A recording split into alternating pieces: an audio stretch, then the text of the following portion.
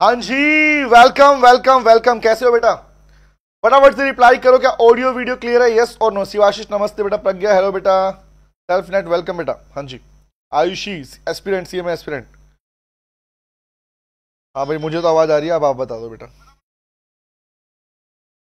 Guys am I audible? सुन पा रहे हैं मुझे? रिप्लाई कीजिए, भी स्टार्ट करते अपनी आज वाली क्लास को हम।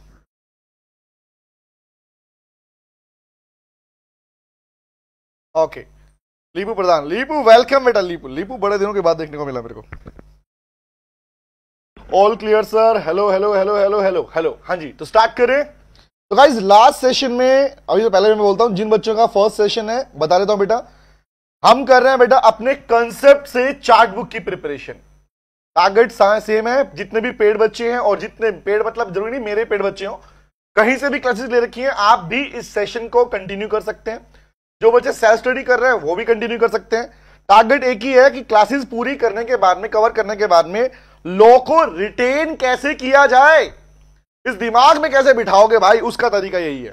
ठीक है, तो इसे कंटिन्यू करने वाले हैं। वेलकम वेलकम वेलकम, सबको वेलकम। जय जगन्नाथ बेटा, वेलकम। हाँ जी, सबको आवाज क्लियर है? ओके ठीक है, चलो let's begin with the part guys. हम अपने कंसेप्ट सीरीज वाले पार्ट के अंदर, तो कंसेप्ट टू चार्ट बुक में हमने अपने पास में टाइप्स ऑफ कंपनी वाला पार्ट हम कर रहे थे। लिफ्टिंग वाला पार्ट हो चुका, इंट्रो वाला पार्ट हो चुका, फोर्थ सेशन है हमारा।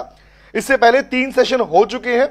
इसका कंसेप्ट टू चार्ट बुक का पहला सेशन जो है वो संतोष कुमार सीओसी एजुकेशन वाले चैनल के ऊपर अवेलेबल है। बाकी सारे सेशन यहां पे हो रहे हैं हमारे पास में। ठीक है, तो मैं स्टार्ट करता हूं हमारे पार्ट में आगे। तो याद करो, हम लोगों ने लास्ट क्लास में आई थिंक एसोसिएट कंपनी तक कर लिया था बेटा, यहां तक क्लियर था। तो हमने पूरे चार्ट बनाए थे इसके, हमने कंसेप्ट के। तो मुझे बताइए क्या हमारा यहां तक हो गया था?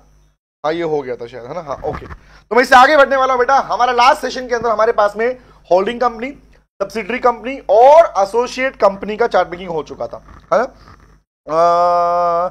प्राइड कर रहा है सर, बहुत टेंशन हो रहा है रिजल्ट लेके। कोई बेटा बिल्कुल टेंशन मत लो, रिजल्ट बहुत अच्छा आने वाला है।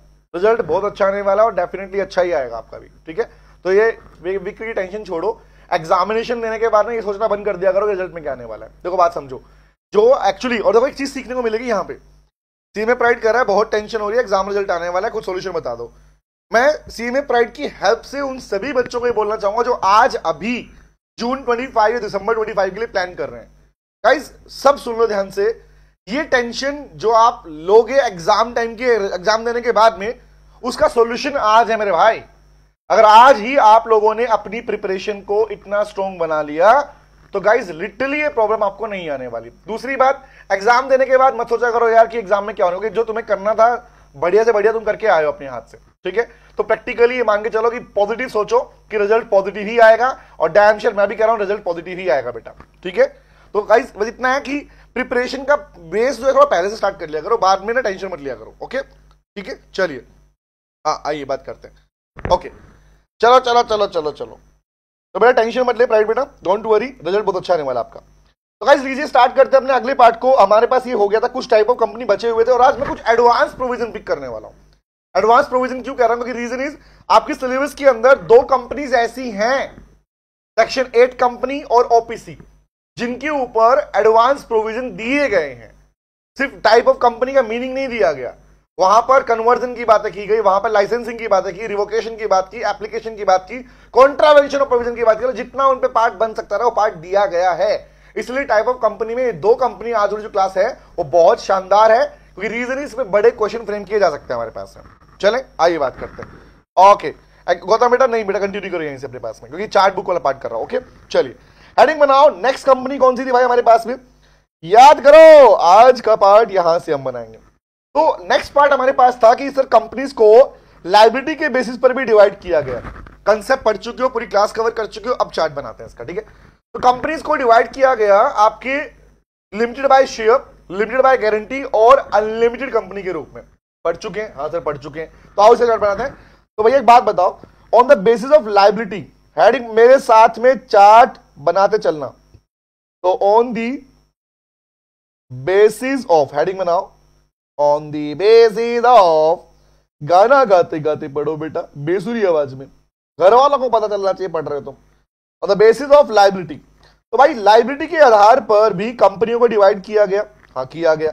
हमने फीचर्स के टाइम पर भी इस कंपनी के टाइप के बारे में बात की थी, जहां मैंने आपको ये बताया था कि क्यों मैक्सिमम टाइम है फीचर्स में लिमिटेड लायबिलिटी लिखते हो, ना कि unlimited liability. Reason is unlimited liability वाली कंपनी कोई बनाता थोड़ी है। कौन बनाएगा आज के दिन में? कोई कहेगा कि हाँ हम ऐसी कंपनी बनाएंगे जिसमें हमारे घर की प्रॉपर्टी भी यूज में आ जाए, जिसमें हमारा बैंक बैलेंस यूज कर लिया जाए, जिसमें हमारे पर्सनल असेट्स को यूज कर सको? आंसर इज नो, कभी कोई नहीं करेगा। This is the reason. इसलिए जो आपके पास कंपनी बनाई जाती है वो बनाई जाती है बेटा कौन से बेसिस के ऊपर? हमारे पास में सर लिमिटेड बेसिस के ऊपर। लेकिन हम तीनों पढ़ेंगे। तो लायबिलिटी की तीन कैटेगरी है। तो पहली कैटेगरी कौन से लिखो? Limited by share. First one is limited by share. मैं दोबारा रिकॉल कर रहा हूं, this session will be helpful और ओनली फॉर दोज जिन्होंने जो सेल्फ स्टडी कर रहे हैं या जिन्होंने क्लासेस ले रखी हैं, ठीक है? हाँ, limited by share detail classes हमारे पास में रेगुलर कोर्स के अंदर है। ओके, दूसरा पार्ट हमारे पास में लिमिटेड बाय गारंटी। अभी पूछूंगा, लिखते रहो, लिमिटेड बाय गारंटी। और मैंने इसके रिगार्डिंग आपसे फीचर्स के टाइम पे ही डिस्कशन कर लिया था, याद है? तो लिमिटेड बाय गारंटी, बट अभी थोड़ी बात और भी करेंगे इसके ऊपर। तीसरा कौन सा भाई लोगों? तीसरा हमारा बनता है लिमिटेड, कौन सा? Unlimited liability. Third category is unlimited liability. अब भैया एक बात समझना, क्या ये काम आएगा? एग्जैक्टली काम आएगा। If you think like this कि ओके ठीक है टाइप ऑफ कंपनी पढ़ रहे हो आगे काम नहीं आएगा, ऐसा नहीं है मेरे भाई। जब तुम्हारे पास में ये बातें आएंगी ना आगे की एनसीएलटी की बात आएगी, नेशनल कंपनी लॉ ट्रिब्यूनल जो है, कि कोर्ट ने पनिशमेंट के रूप में कंपनी को बोला कि तेरी लायबिलिटी अनलिमिटेड कर दूंगा, तो वहां पे इसका मतलब क्या होता है? अगर तुम्हें मीनिंग नहीं पता वहां पे लिख भी नहीं पाओगे। गुड इवनिंग दीदी बेटा, वेलकम। हाँ जी, कंटिन्यू। सुनो सुनो सुनो, तो पहली मुझे बताओ, मेरा पहला प्रश्न बनता है यहां से, हम चार्ट मेकिंग कर रहे हैं। तो लायबिलिटी के बेसिस पर कंपनी को ही और डिवाइड किया तीन पार्ट के अंदर। मेनली दो कैटेगरी है, लिमिटेड और अनलिमिटेड वाला पार्ट। लिमिटेड के दो पार्ट है, by share and by guarantee. मेरा पहला क्वेश्चन आप लोगों से, आपने पढ़ चुके हो, बताना मुझे, क्या कंपनी की लायबिलिटी होती है? हमने पढ़ा, हाँ। क्या कंपनी खुद की लायबिलिटी? कंपनी आर्टिफिशियल पर्सन है भाई। तो कंपनी की लायबिलिटी कौन सी होती है? जो लायबिलिटी मेंबर्स की होती है, विच वी कैन से जिन लोगों ने कंपनी को बनाया उनकी लायबिलिटी, जिन लोगों ने डिसाइड किया उनकी लायबिलिटी ही कंपनी की लायबिलिटी का स्टेटस डिसाइड करेगी। तो it means that I can use the word, इसीलिए आप लिखते हो कि लायबिलिटी ऑफ कंपनी मींस कि मेंबर्स की लायबिलिटी। ऑब्वियस हेडिंग बना रहे हो, हेडिंग क्या बनाते हो? हेडिंग बना रहे हो लायबिलिटी ऑफ कंपनी, नीचे लिख क्या रहे हो? नीचे लिख रहे हो मेंबर्स की लायबिलिटी रहेगी। तो इसका मतलब क्या हुआ? इसका मतलब ये हुआ, हम पढ़ चुके हैं कि sir the liability of member, I can use the word the liability of members. जब मेंबर्स ने कंपनी बनाई उस टाइम पर उन्होंने जो लायबिलिटी डिसाइड की, रिमेंबर, दैट विल डिसाइड कि कंपनी लायबिलिटी क्या। तो इसका मतलब जो लायबिलिटी मेंबर्स की होगी, क्या बोलूंगा, is equal to the liability of company. The liability of company, company की लायबिलिटी वही होती है जो मेंबर्स की लायबिलिटी होती है। इसीलिए आप जब लिखते हो तो आप प्रॉपरली क्या मेंशन करते हो? आप यही मेंशन करते हो मेरे भाई कि कंपनी लायबिलिटी मेंबर की बात करते हो, ठीक है? ओके, हाँ जी, very good Ayushi, Gautam, very good, ला जाओ बेटा। तो लिखो, पहला बताओ मुझे बाय शेयर में क्या लिखूं? तो मेंबर्स की लायबिलिटी अगर कंपनी लिमिटेड बाय शेयर है तो क्या होती है? ऑब्वियस, जितना पैसा उसने नहीं पे किया उतने तक। आज अगर मान लो मैं कहता हूं कोई कंपनी के अंदर 10 रुपए का शेयर था, एग्जांपल, मैंने एग्जांपल पहले भी लिया था। आज किसी कंपनी में 10 रुपए का शेयर है, मैं application, allotment, first call, final call, और 4 हिस्सों में कंपनी पैसा मांग रही है। सुनना, तो मैंने अगर एप्लीकेशन अलॉटमेंट का पैसा पे कर दिया, रिमेंबर, तो बचा फर्स्ट और फाइनल कॉल का पैसा। तो कल कंपनी में कोई नुकसान अगर हुआ, जिसे पैसा लगा रहा था, तो मेरा मैक्सिमम लायबिलिटी मेरा क्या बनेगा? Being a share holder, being a member, मेरी मैक्सिमम लायबिलिटी क्या बनेगी? जो दे चुका उसके लिए, जो बचा हुआ उसके लिए। टेल मी गाइस, मुझसे कंपनी कौन सा पैसा मांग पाएगी? बोलो बोलो बोलो। वेरी गुड लीपू, आयुषी, गौतम, देवरत, हाँ जी, रिद्धिमा, अरिंदम, वेलकम बेटा, learn business, Pragya, Balwan, Saumitra, Seema, CMA pride, Bhuvan, Krish, बताइए। हाँ जी, CMA Balwan Negi, very good, exactly up to the unpaid amount. तो मेंशन क्या करेंगे सर? अंडर दिस क्या बोलूंगा? द लायबिलिटी, शॉर्ट में लिखूंगा, चार्ट में शॉर्ट में लिखना बेटा, the liability of members, the liability of members क्या बोलेंगे? Will be up to the unpaid amount on share, not the paid, unpaid amount on share. क्योंकि बहुत सौ को दिक्कत है, अनपेड क्यों लिख रहे हैं? पेड क्यों? अनपेड मतलब जो पैसा बचा वही तो मांग सकती कंपनी आपसे। Unpaid amount on share, share कौन सा भैया? जो कॉन्ट्रीब्यूट उन्होंने पैसा किया उसके अगेंस्ट, जो शेयर उन्होंने परचेज किए। तो क्वेश्चन इसको हाईलाइट कर लो अलग से कि अनपेड अमाउंट वाला पार्ट हाईलाइट कर लो ताकि याद रहे कि लिमिटेड बाय शेयर का मतलब भैया कंपनी के मेंबर्स की लायबिलिटी क्या है, up to the amount unpaid out share. ठीक है, दूसरे पार्ट पे आता हूं। दूसरा पार्ट क्या बना, बाय गारंटी बताओ भाई, बाय गारंटी। तो गारंटी में मेनली कौन सी कंपनी आती है, मेरा क्वेश्चन ये है आप लोगों से, बताओ लिमिटेड बाय गारंटी वाली कंपनियों में मेनली कौन सी कंपनियों को हम काउंट करते हैं? सर सेक्शन 8 कंपनी, एनपीएस की अगर हम बात करने वाले, एनजीओ, चैरिटेबल ट्रस्ट, ये जो सब कुछ पार्ट है किसमें आता है? ये मंदिर, मस्जिद, गुरुद्वारा किसमें आता है? ये लिमिटेड बाय गारंटी ही है मैक्सिमम में, ये सारी उसी के अंदर है। क्योंकि रीजन इज जिस दिन ये कंपनी बनाई गई थी ना, उस टाइम पर डिसाइड कर लिया था कि भैया शेयर की बात नहीं कर रहे, हम बात कर रहे हैं कि कल को अगर ये मंदिर बंद हो गया, ये गुरुद्वारा बंद होगा, ये कंपनी बंद होगी, तो उस केस में तुम कितना कितना रुपए डालोगे? मतलब कंपनी के वाइंडिंग अप के टाइम पर, बंद होने के समय पर तू 10 लाख देगा, तू 5 लाख देगा, तू 3 लाख देगा, ये पहले डिसाइड कर लिया गया। तो that company is termed as limited by guarantee. Very very good, शाबाश मेरे लाल, सेक्शन 8 कंपनी को बोलते हैं। सबका रिप्लाई भैया। तो कौन सा बात लिखो, अंडर गारंटी में क्या लिखूंगा? लिखो member guarantee, liability of members क्या रहेगी? द लायबिलिटी क्या रहती है under this company? The liability of members, the liability of members will be, कितने रहेगी बेटा? will be up to the amount, और ये चार्ट बुक हम पूरे सिलेबस की बनाएंगे, ध्यान रखना, अप टू दी। और मुझे अगर लगेगा कि यहां पे बच्चे बेसिकली मीन्स होता ना कि मीन्स की नहीं हमें तो मिल रहा है, हम तो नहीं करेंगे, तो भैया मैं अपने पेड वाले बच्चों को जूम पे शिफ्ट कर लूं वहां पे डायरेक्ट। ठीक है, हाँ, up to the amount guaranteed. आप लोगों का कॉपरेशन बहुत जरूरी है अगर मैं लाइव ही पार्ट ले रहे थे। Up to the amount guaranteed by members, मतलब जो अमाउंट गारंटी कर रहे हो भैया उस अमाउंट तक की लायबिलिटी बनती है। तो क्वेश्चन मैंने ये पूछा था, याद करो, कि गारंटी अमाउंट दी कब जाती है, क्योंकि नाम तो मीनिंग क्लियर हो गया कि भाई गारंटी वाले अमाउंट तक रहेगा। बट क्वेश्चन 2 है मेरे यहां पे, अमाउंट गारंटी जो मेंबर्स ने दी होती है कि भैया कल को बंद होगी तब देंगे, तो कब क्या पार्ट होता है? तो क्वेश्चन नंबर 1 कि कब देने पड़ता है, तो आंसर है will be payable, this amount will be, लिख लो, इट विल बी पेएबल। कब पे की जाएगी मेंबर्स को पैसा देना पड़ेगा? तो आंसर है भैया at the time of winding up, at the time of winding up, जब कंपनी बंद हो जाएगी या बंद हो रही होगी उस समय पर इनसे ये पैसा जो मेंबर्स ने गारंटी किया था ये मांगा जाएगा कि निकालो, अब निकालो पैसा, अब निकालो। तो ये पैसा उस टाइम पर इनसे डिमांड किया जाएगा, नंबर 1।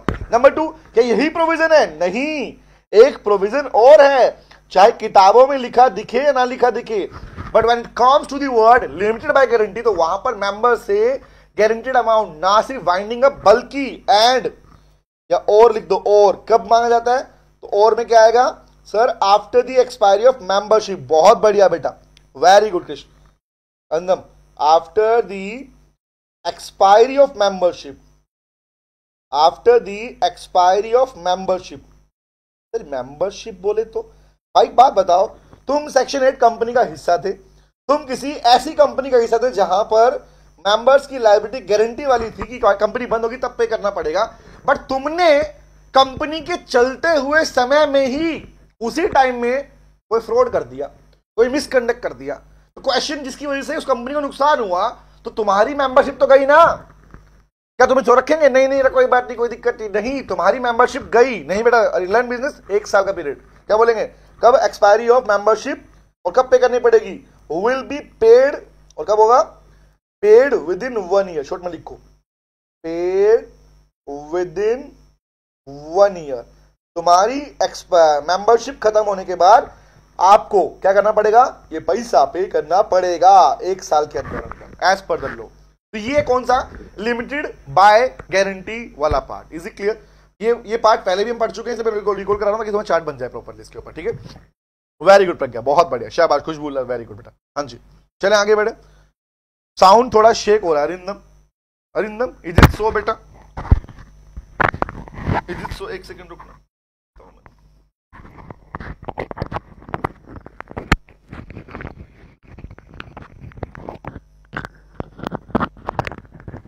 बाकी बताओ भैया, सच में साउंड शेक वगैरह कर रहे हैं क्या?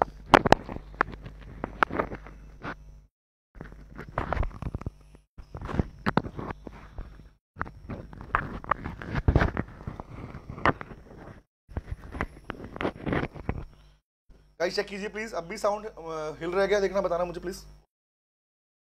I am audible now? ठीक है, अब तो आवाज नहीं घूम रही तुम्हारी। बोलो बोलो बोलो बोलो बोलो। छोटा बच्चा जान के हमको ना तड़पाना रे, टिपी टिपी टप टप। क्लियर है? ओके, आई आवाज मीठी मीठी चले? हाँ करे, पहले ठीक था, अब ठीक है। चलिए तीसरा मुझे बताओ, तो यार एक बात सुन लो ध्यान से, देखो चार्ट बनाया, क्लास पढ़ चुके हो, पूरी कवर कर चुके हो, अब सुन लो, ये जो पार्ट तुम्हें दिख रहा है ना इसके अंदर, ये वाला part, this part is very very very very very important. अगर कभी क्वेश्चन पूछा गया तो इस पार्ट को गलती से मत बोलना, इस टॉपिक इस कंपनी के ऊपर। ओके, क्लियर साउंड है? थैंक यू बेटा, थैंक यू। अगले पार्ट पे आओ, बताओ भैया तीसरा पार्ट क्या पढ़ के आए हो तुम लोग? तुमने क्लासेस कवर की हैं, तो अपनी क्लासेस के अंदर तुमने क्या जाना लिमिटेड बाय कौन सी? अनलिमिटेड कंपनी के बारे में क्या जाना? क्या यहां पर मेंबर्स की लायबिलिटी कहां तक लिमिटेड होती है? लिमिटेड तो वर्ड ही नहीं है सर, तो वर्ड नहीं है तो क्या मीनिंग आएगा सर? लिमिटेड लायबिलिटी का एक नाम और है, इसी को बोलते हैं बेटा पर्सनल लायबिलिटी। लिख लो, इसी को बोलते हैं पर्सनल लायबिलिटी। और ये चार्ट बुक हर बच्चे को बिल्टअप करनी है बेटा, क्योंकि आई कैन गारंटी एग्जाम के टाइम से एक महीने पहले तुम्हें थैंक यू बोलने वाले हो, और एग्जाम देगा तो पक्का थैंक यू बोलने वाले हो बिकॉज ऑफ दिस। हाँ जी, वेरी गुड। जहां पे लिमिट नहीं है कह रहा, जहां पर्सनल लायबिलिटी वाला अनलिमिटेड होती है, वेरी गुड। तो पॉइंट क्या है भाई? पॉइंट है, लिखो क्या लायबिलिटी ऑफ मेंबर क्या है? Members liability is personal. तो पर्सनल का मतलब क्या है? शॉर्ट में लिखो, लिखो the personal assets under this company, the personal assets of the members can be used for the liability of the company. Company की लायबिलिटी के लिए मेंबर्स की पर्सनल संपत्ति को, घर के बर्तनों, घर के सामान को, 2 बीवी 3 बच्चे, सारे के सारे जितने भी हैं वो लायबल होंगे। आपकी पर्सनल बैंक बैलेंस, आपका घर, प्रॉपर्टी, जब तक लॉस कवर नहीं होगा ना, तुम्हारी पूरी संपत्ति को भी बेचकर लॉस चुकाया जाएगा। ऐसी कंपनी को बोलते हैं बेटा अनलिमिटेड लायबिलिटी। क्या बोलते हैं? अनलिमिटेड लायबिलिटी वाली कंपनी। और basically in practical sense, in practical way, this kind of company is used only as a punishment. ये कंपनी प्रैक्टिकली पनिशमेंट के रूप में ही यूज की जाती है, पनिशमेंट बाय कोर्ट। और कोर्ट कौन है भाई? कंपनी एक्ट में हम कोर्ट किसको बोलते हैं? एनसीएलटी को, सुप्रीम कोर्ट को, या मेनली एनसीएलटी को। अगर खाली वर्ड कोर्ट दिख रहा है तो सबसे लोअर लेवल क्या है? Obvious sir, NCLT. Nice, national company law tribunal. Tribunal word दिखा मिल जाए, बता चुका हूं, एनसीएलटी लिखा मिल जाए, मतलब यही हमारे पास। हाँ, वाइफ या गहने, खुशबू बेटा जो प्रॉपर्टी तुम्हारे नाम से वो वाली साइड। हाँ, 20 बच्चों गहने नहीं। हाँ ठीक है, हाँ बेटा एग्जैक्टली शिवाशिष, बहुत बढ़िया। चलें, तो गाइस ये था हमारा टाइप ऑफ कंपनी कौन सा? थर्ड वाला, ऑन द वे लायबिलिटी। तो भैया क्लास में तो हमने पूरा पढ़ा था इस बारे में, ठीक है, आपने क्लास कवर कर लिए 1 2 3। अब ये पार्ट मैंने चार्ट में नोट करवा दिया। आगे बढ़ू, अगले पार्ट के ऊपर आते हैं। अब आते हैं कौन सी नेक्स्ट कंपनी? Government company. बनाओ भैया इसका, नहीं हाँ, तो ऑन द वे लायबिलिटी हो गया। अब लिखते हैं next part. Next one is कौन सा? बोली खोली कौन सा? बोलो भैया बोलो, गवर्नमेंट कंपनी किसे कहते हैं? तो हेडिंग बनाओ, गवर्नमेंट कंपनी। हमारी प्यारी हेडिंग गवर्नमेंट कंपनी। मैं यहां पे पूछूंगा कुछ प्यारे प्यारे प्रश्न, प्यारे प्यारे प्रश्न। तो सुनो भाई लोगों, किसे कहा जाता है गवर्नमेंट कंपनी? किसे कहा जाता है गवर्नमेंट कंपनी? तो 2-3 प्रोविजन लिखेंगे ताकि पूरा कन्वर्ट हो हमारे पास। तो first is the meaning of government company. क्या है भाई बता? गवर्नमेंट कंपनी किसे बोलते हैं? सिंपल सी मतलब भैया ऐसी कंपनी जिसमें सेंट्रल गवर्नमेंट का, पहले सुन लो, ये पढ़ के आए हो, चेक करना, सेंट्रल गवर्नमेंट का, स्टेट गवर्नमेंट का, या फिर सेंटर और स्टेट का मिलाकर 51% से ज्यादा का होल्ड हो किसी कंपनी के paid up share capital. Repeat कर रहा हूं, 50% नहीं बोला मैंने, 50% से ज्यादा वाला तो हो गया होल्डिंग और सब्सिडरी वाला केस वाला पार्ट पड़ रहा है। यहां बोल रहा है अगर गवर्नमेंट का, वो गवर्नमेंट चाहे सेंट्रल गवर्नमेंट हो, वो गवर्नमेंट चाहे स्टेट गवर्नमेंट हो, उन दोनों का मिलाकर या अलग अलग भी काउंट करोगे, अगर 51% से ज्यादा का होल्ड करा हो तो बेटा उस कंपनी को गवर्नमेंट कंपनी कहा जाता है। तो इस बारे में वेरी वेरी गुड। हाँ जी, thank you very much, thank you, thanks for giving your best time to student.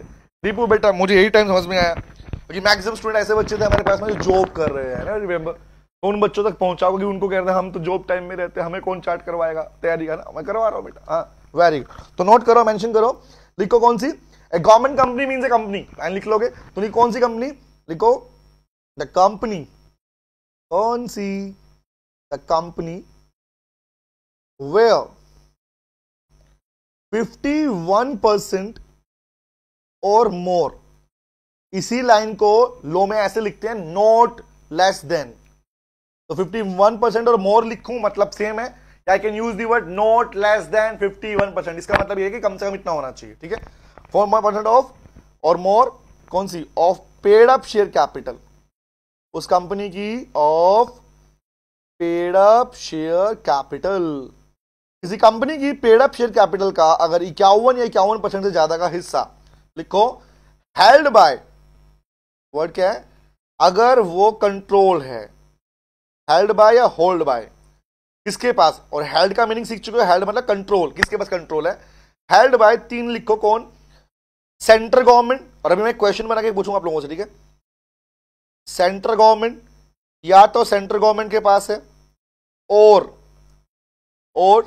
State government या किसी स्टेट गवर्नमेंट के पास है, और तीसरा, और कौन सा, और या फिर पार्शियल और पार्टली बाय सेंटर और स्टेट, एसजीसीजी का मतलब है सेंट्रल गवर्नमेंट, लिख रहा हूं, शॉर्ट में लिख रहा हूं, ठीक है। तो अगर आपकी कंपनी ऐसी कंपनी में आती है जिस कंपनी के अंदर 51% का हिस्सा सेंटर, स्टेट या दोनों में पार्टली हो सकता है, उनके पास है, then your company will be termed as government company, वो कंपनी गवर्नमेंट कंपनी। तो मेरा क्वेश्चन यहां पर पूछता हूं, can you please tell me guys, अगर मैं क्वेश्चन लूंगा रिप्लाई करना, there is a company, let's suppose will take an example over here, ताकि हमें क्लैरिटी और अच्छे से रहे हमारे चार्ट के थ्रू, कि जब तुम इस चार्ट को एग्जाम टाइम में पहले देखोगे तो you will get to know कि अरे ये तो हमें याद आ गया। गाइस टेल मी, एक कंपनी का नाम बना रहा हूं, लिख रहा हूं मैं एग्जांपल के लिए, my company name is Mumtaz private limited, सुनना ध्यान से बात को, my company name is Mumtaz private limited, okay. अब एक बात बताओ, अगर Mumtaz private limited is a company, please पहले क्वेश्चन सुनना, Mumtaz private limited is company, उस कंपनी के अंदर एक दिन क्या हुआ, एक दिन मुमताज प्राइवेट लिमिटेड के अंदर सेंट्रल गवर्नमेंट ने इस कंपनी के कितने बेटा, इस कंपनी के 46% स्टेक ले लिए, 46% पेड अप शेयर कैपिटल ले ली, मतलब इन्वेस्टमेंट कर दिया, और पेड अप शेयर, जो शेयर कैपिटल थी वो गवर्नमेंट ने ले ली, किसने ले ली, बाय सेंट्रल गवर्नमेंट ने ले ली। जवाब दो, क्या ये कंपनी मुमताज प्राइवेट लिमिटेड, क्या ये गवर्नमेंट कंपनी कहलाएगी, मेरा पहला क्वेश्चन पूछूंगा, बताते रहना हैंड टू हैंड। हाँ, कंसेप्ट टू चार्ट बुक का मतलब है कंसेप्ट की क्लैरिटी ढंग से, ओके। बताओ, क्या ये कंपनी, क्या मेरी Mumtaz limited private limited company क्या गवर्नमेंट कंपनी बन गई, इज इट सो, हाँ या ना, लर्न बिजनेस, क्रिश, माया, नेहा, सेल्फनेट, खुशबू, आयुषी, गौरव, लिपू प्रधान, वेरी गुड, तुलसी, बोलो बोलो बोलो, प्रज्ञा, सौमित्रा, आयुषी, नहीं सर नहीं बनी, करें नहीं बनी, no no no no no no no, नहीं बनी ना, अच्छा ठीक है नहीं बनी। अगला पार्ट, 46% सेंट्रल गवर्नमेंट ने लिए, लेकिन उस टाइम पर हमारी यूपी गवर्नमेंट भी आ गई, और यूपी गवर्नमेंट बोली चलो यार एक काम करते हैं, इस कंपनी के अंदर हम भी हिस्सा ले लेते हैं, तो 46% लिया इसने, और यहां पर सुनना कितना, 21% पेड अप शेयर कैपिटल, इसकी paid up share capital, Mumtaz private limited की पेड अप शेयर कैपिटल ले ली बेटा यूपी गवर्नमेंट ने, उत्तर प्रदेश गवर्नमेंट ने। Now please tell me, 46 plus 21, क्या अब ये government partly by centre partly by state, कुछ हिस्सा स्टेट के पास कुछ सेंटर के पास, क्या ये कंपनी अब गवर्नमेंट कंपनी कहलाएगी, यस और no, very very Arindam, very good बेटा, शाबाश। क्या अब ये कंपनी को आप गवर्नमेंट कंपनी का नाम दोगे, इस कंपनी को मैं क्या नाम दूं, क्या नाम दूं? सबने कहा yes sir, yes sir, yes sir, yes sir, yes sir, yes sir, yes sir, yes. Reason is तीसरा केस अप्लाई हो गया इस पे, ये वाला हमने पढ़ा, हमें याद आ गया कि partly by state, partly by centre. Remember, या तो ऐसा होता कि 56% स्टेक या 52% स्टेक सेंट्रल गवर्नमेंट के पास, तब भी गवर्नमेंट कंपनी थी, 52% स्टेक स्टेट गवर्नमेंट के पास, तब भी गवर्नमेंट कंपनी थी। लेकिन अगर इक्वेशन इस पे बनता है ये वाला, पार्टली वाला पार्ट देगा तो जोड़ना पड़ेगा, जोड़ना पड़ेगा। हो सकता है यहां पर आपको इसके प्लेस पर यह भी दिया जाता कि लो भैया एक नहीं दो गवर्नमेंट की बात कर लेता हूं, तो 46% बोल देता आपको किसके पास में, सेंटर के पास एग्जांपल।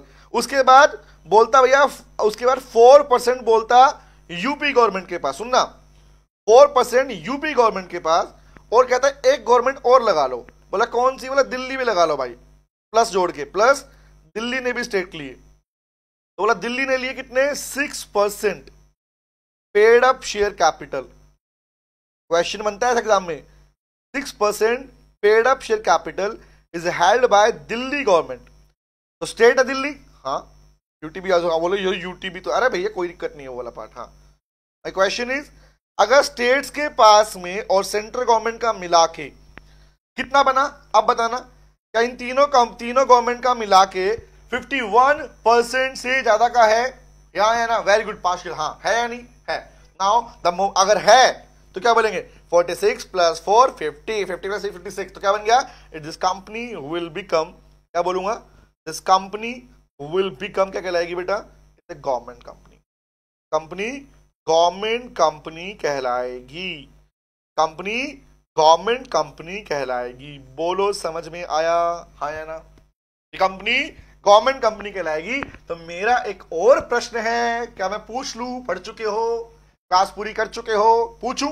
बताओ, एक बार ये कंपनी गवर्नमेंट कंपनी बन गई तो क्या अब भी मुमताज प्राइवेट लिमिटेड अपने नाम के पीछे प्राइवेट लिमिटेड ही लिखेगी या इसे लिमिटेड लिखना पड़ेगा? बताओ भैया, मेरा क्वेश्चन तो ये था।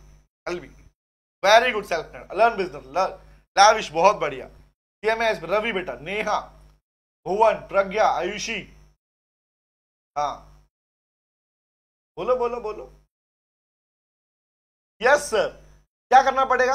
न न न, नॉट द प्राइवेट लिमिटेड। एक बार कोई भी कंपनी अगर कोई कंपनी, खासकर प्राइवेट कंपनी गवर्नमेंट कंपनी बन जाती है तो उस केस में भैया उसके नाम के पीछे जो शब्द यूज किया जाएगा उसे कहते हैं लिमिटेड।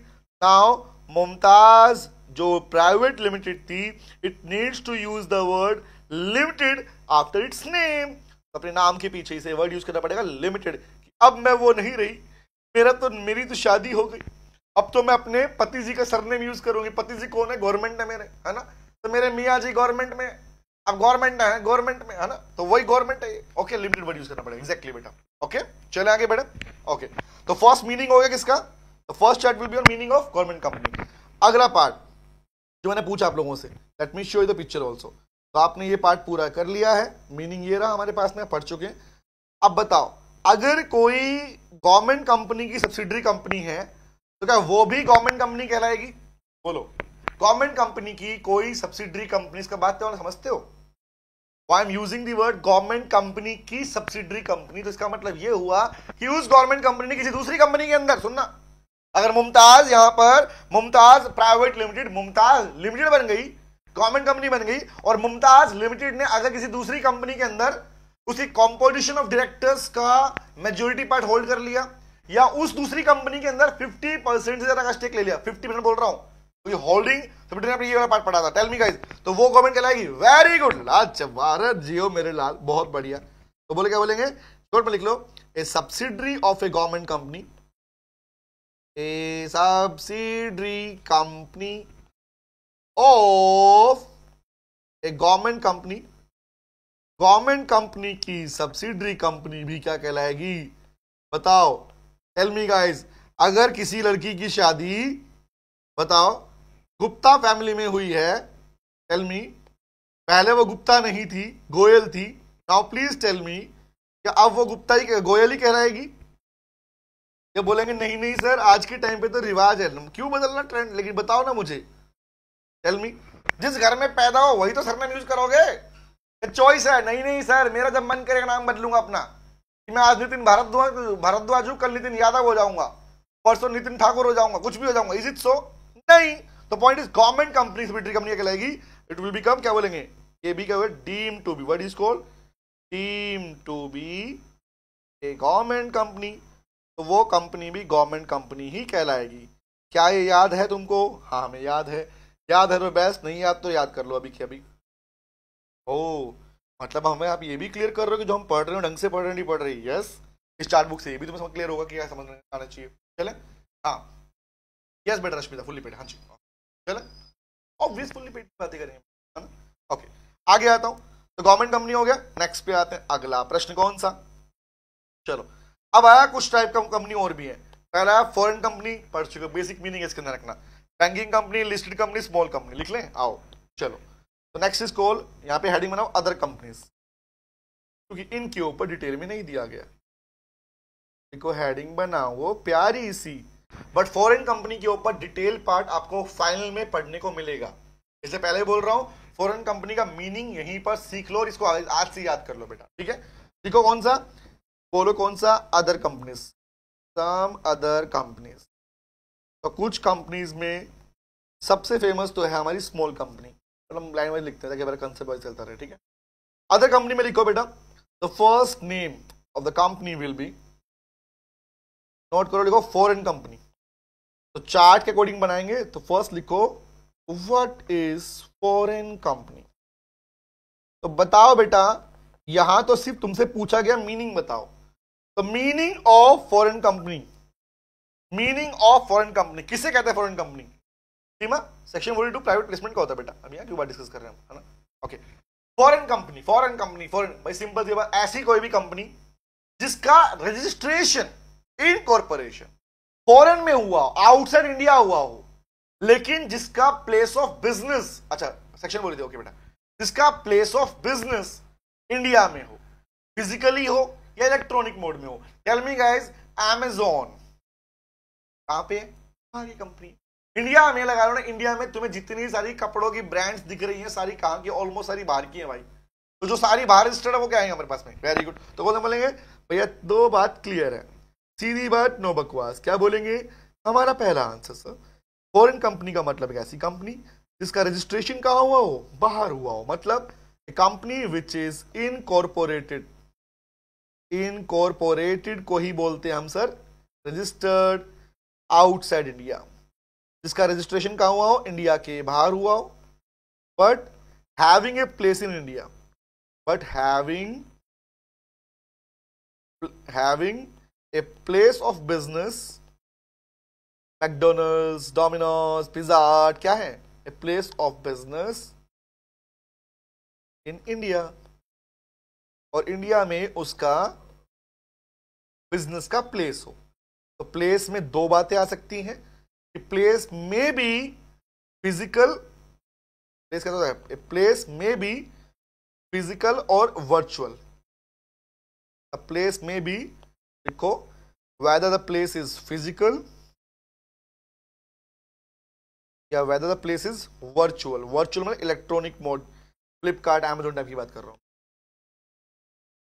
तो भैया आपका प्लेस कैसा है? फिजिकल हो या वर्चुअल हो, वो हो सकता है, बट आपका इनकॉर्पोरेशन कहां पे हुआ? आउटसाइड इंडिया, आउटसाइड इंडिया, बाहर हुआ हो। तो ऐसी कंपनी को हम फॉरेन कंपनी कहते हैं। Apple inclusive, actually foreign company है। इंडिया में तो भैया पूरा राज है, कब्जा है, समझो ध्यान से, है ना, समझो ध्यान से। हाँ हाँ, हमने कंट्रोल, एग्जैक्टली बेटा, यस, रिदम ऑफ बॉडी बोलते हैं। हाँ, टीपू कह रहा आईटीसी, बेटा आईटीसी इंडिया की। आप हाँ, लाने वाले ब्रिटिशर्स थे, बट अब इंडिया के। ओके चले चले, आ गया। तो फर्स्ट इज फॉरेन कंपनी। दूसरा क्या भैया? Banking company. छोटी छोटी कंपनी है, लिख लो इनको, छोटी छोटी है। बैंकिंग, अभी बढ़िया वाली तो आने वाली है, ओपी सेक्शन 8। हाँ, नेक्स्ट इज बैंकिंग कंपनी, ऐसी कंपनी जो बैंकिंग रेगुलेशन एक्ट के थ्रू बनाई गई है। मतलब हमारे देश के जितने सारे बैंक्स हैं वो सारे क्या है? बैंकिंग कंपनी है भाई। तो point is very very clear, means banking company defined section 5C क्या होगा, banking Regulation act 1949। In short banking Regulation act के थ्रू जिसको बनाया गया, which is created as per the provision of banking regulation act, that company will be termed as banking company। तो point क्या है, लिख लो कौन सा कंपनी, कौन सी company incorporated, company incorporated under the Banking Regulation Act, Banking Regulation Act, Banking Regulation Act. तो भैया ऐसी कंपनी को क्या कहते हैं, इसको जी हमारे क्या बोलते हैं, इसको हम बोलते हैं बैंकिंग कंपनी। तो बैंक से हो गया बैंकिंग कंपनी। एक क्वेश्चन पूछूं, क्या कंपनीज एक्ट 13 हमारी पहली क्लास क्वेश्चन था, क्या बैंकिंग कंपनी पर एप्लीकेबल है, बताओ भैया, मेरा एमसीक्यू है ये। क्या कंपनी एक्ट 13 बैंकिंग कंपनीज पर एप्लीकेबल होता है, यस और नो, बोलो बोलो बोलो बोलो बोलो, हाँ या ना, बोलो हाँ या ना, टेल मी, हाँ या ना, बोलो हाँ या ना। होता नहीं होता, होता है, होता है। तो वर्ड क्या है सर, ऑब्वियस बैंकिंग पे भी है, इंश्योरेंस पे भी उसी सेम। ऐसे क्या बन जाएगा कि what is the meaning of insurance company, कौन सी, जो इंश्योरेंस, ईडा, ईडा मतलब इंश्योरेंस रेगुलेटरी डेवलपमेंट अथॉरिटी, और इंश्योरेंस एक्ट जो हमारे पास में उसके अंडर रजिस्टर्ड हुई है हमारे, ठीक है। अब यहाँ पे नेक्स्ट कौन सा पूछा हमने, next one is listed company कौन सी है। अब एक बात समझ लो भाई, as you know public company may be listed और अनलिस्टेड, फिर से बोला, public company may be listed और अनलिस्टेड। फर्क क्या है इसके अंदर, फर्क यही तो है कि एक को हमारे कौन से रिकॉग्नाइज्ड स्टॉक एक्सचेंज के ऊपर लिस्ट किया गया, और पहले बेटा आपके सिलेबस में इसके ऊपर अलग से प्रोविजन भी होता था, सुन लो ध्यान से, कि कैसे कोई कंपनीज सिक्योरिटीज के लिए लिस्ट करवाती हैं SEBI act according, as per SEBI act 1992। वहां पर एक पूरा प्रोसीजर दिया गया है, अब भी है, हमारे इंस्टीट्यूट मॉडल में नहीं लिखा, कोई दिक्कत नहीं, बट है कि कैसे होगा, एप्लीकेशन देनी पड़ती है, वेरिफिकेशन होता है, उसके बाद में सबमिट करना होता है, एमजीडी 4 आरसी को बताओ, सारी इंफॉर्मेशन देनी पड़ती थी, तब जाके आपकी company, public company stock exchange पर लिस्ट होती थी। तो उस कंपनी को बोलते हैं लिस्टेड कंपनी बोलते हैं। तो प्रैक्टिकल सिंपल से मतलब क्या है, हाँ जी वेरी गुड। तो मीनिंग क्या निकला भाई, ऐसी कोई भी कंपनी जो कहां पे है, which is listed on any recognised stock exchange, NSC BSC की मेनली आज के दिन में, ठीक है। तो वर्ड क्या बोलूंगा सर, लिख लो नेक्स्ट कौन सा बना हमारा, listed company, listed company. But यहां से एक बात तुम्हें याद रखनी पड़ेगी कि भैया पब्लिक कंपनी में भी listed as well as unlisted. Listed मतलब जो पब्लिक को सिक्योरिटी सेल कर सकती है बाय इशूइंग प्रोस्पेक्टस, चैप्टर आएगा प्रोस्पेक्टस वाला, ठीक है। तो मीनिंग क्या बना, सिंपल सी मतलब कंपनीज कौन सी, listed on recognised stock exchange, recognised stock exchange. भाई चार्ट बुक का मामला बेसिक स्लो चले, लेकिन ध्यान रखना, I can guarantee you guys, जितना पार्ट खुद चेक कर लेना तुम, जितना पार्ट तुमने चार्ट बुक वाले सेशन को अटेंड करके किया है, तुम खुद चेक कर लो, वो पार्ट तुम्हारे माइंड में बैठ चुके हैं। आई कैन गारंटी, तुमने क्लास लगातार लेके देख रहे हैं बेटा, ठीक है। ओके, अगला बताओ, पब्लिक सेक्टर अंडरटेकिंग, पीएसयू की बात कर रहे हो, हाँ, unit trust of India, GIC, general insurance corporation, LIC, remember ये कौन है, नाबार्ड, कौन है भैया, भैया ये हमारे प्यारे प्यारे कौन से पीएसयू के पार्ट है। तो पॉइंट इज अभी पढ़ाऊंगा, तो ये पार्ट इंपॉर्टेंट है जानना, ये पढ़ेंगे। स्मॉल कंपनी, निधि कंपनी कौन सी है, पहले ये बताओ। पब्लिक फाइनेंशियल इंस्टीट्यूशन, पीएफआई की बात करता हूँ, पीएसयू की बात नहीं करता, पीएफआई की बात करता हूँ, ठीक है। तो भैया पीएफआई कौन से, जिन्हें सेंट्रल गवर्नमेंट ने नोटिफाई किया, नोटिफाई बोले तो भाई, नोटिफाई का मतलब होता है ऑफिशियल गजट में, notified in the official gazette, हमारे गवर्नमेंट का ऑफिशियल पब्लिकेशन हाउस, जहां पे गवर्नमेंट अपनी सारी ऑफिशियल इंफॉर्मेशन को छापती है, प्रिंट करती है, दैट इज को क्या बोलते हैं, ऑफिशियल गजट बोलते हैं। कैसे, in consultation with RBI, reserve bank of India से कंसल्ट करके। तो सेंट्रल गवर्नमेंट ने जिन इंस्टीट्यूशन को आरबीआई से कंसल्ट करके अपने गजट में छाप दिया, दोस कंपनीज, तो institution are terms as PFI बोलते हैं। लिखने की रिक्वायरमेंट नहीं आपको, ठीक है। मेन कौन सा लिखना है, मेन लिखना है आपको दो, पहले लिखो स्मॉल कंपनी, सेकंड लिखो निधि कंपनी। आओ लिखते हैं, तो पहले लिखते हैं हम यहाँ पे निधि लिखते हैं, छोटा लिखते हैं निधि, किसी का नाम निधि भी होगा यहाँ पे सर, होगा तो होगा भैया, क्या करें। तो निधि कंपनी किसको बोलते हैं बेटा, निधि कंपनी। एक बात और सुन लो, काफी बार ऐसा होता है एग्जाम के अंदर, होता भी आया है कि तुम उम्मीद नहीं करते कि क्वेश्चन यहां से बन सकता है, बट एग्जामिनर बना देगा। इसलिए बेसिक चीजें कवर करना रिक्वायर्ड है, फिर एडवांस पे तभी पहुंचोगे। तो निधि कंपनी किसको बोलते हैं भाई, निधि कंपनी ऐसी कंपनी को बोलते हैं सर हम। कौन सी सर, तो किसने बनाई, किसने बनाई, किसने रेगुलेशन फिक्स किया, कौन रूल बना रहा है इसके लिए, किस पर्पस के लिए बनाई गई है, मेंबर्स ने बनाई। किस लिए बनाई भाई, cultivating the habit of saving, कि आप अपना पैसा बचा सको। आपके मोहल्ले पड़ोस में आंटी देखते हो ना, कमेटी खुलती, कमेटी कमेटी कमेटी, कि हर महीने कुछ पैसा डालते रहो, इकट्ठा होता रहेगा, फिर किसी को रिक्वायरमेंट है तो उसको पैसा नहीं, वो पैसा निकाल लेगा, वरना लास्ट में इकट्ठा मिल जाएगा। दैट इज कॉल्ड क्या, क्या है, that is called Nidhi company. ठीक है, हाँ कमेटी, किसने कहा कमेटी, एग्जैक्टली बेटा। तो पॉइंट क्या है, सिंपल सा मीनिंग क्या है, निधि कंपनी मतलब ऐसी कोई भी कंपनी जिनका इनकॉर्पोरेशन हुआ हो। कैसे, by cultivating the habit of thrift और सेविंग अमॉन्ग्स मेंबर, मेंबर्स की सेविंग की हैबिट को क्रिएट करने के लिए, बढ़ाने के लिए। दूसरा, और मेंबर से डिपॉजिट लेते हैं, मेंबर को उधार देते हैं। और कौन है, सेंट्रल गवर्नमेंट इसके लिए रेगुलेशन फिक्स करता है, सीजी। तीन बात याद रखनी इसकी बातें। पहली कौन सी थी, नोट में हम तो चार्ट में लिखेंगे, को चार्ट में। फिर पहली बात कौन सा, ये रजिस्टर्ड, रजिस्टर्ड किस पर्पस है बेटा, फॉर कल्टीवेटिंग, कल्टीवेट मतलब पैदा करना, उत्पन्न करना, cultivating the habit of saving, saving की हैबिट को कल्टीवेट करने के लिए बिटवीन द मेंबर्स। मैं पूरा सेंटेंस नहीं लिख रहा हूं, चार्ट में स्मॉल लिखना आपको, ठीक है। दूसरा वर्ड और कौन सा, क्या करते हैं, accept deposit, such companies accept deposit, ये डिपॉजिट लेती है पब्लिक से नहीं, एंड लैंड्स मनी, और उधार भी देती है किसको, ओनली टू मेंबर्स, तो देती है only to the members, only from and to the members. Member से डिपॉजिट लेती है और मेंबर्स को उधार देती है।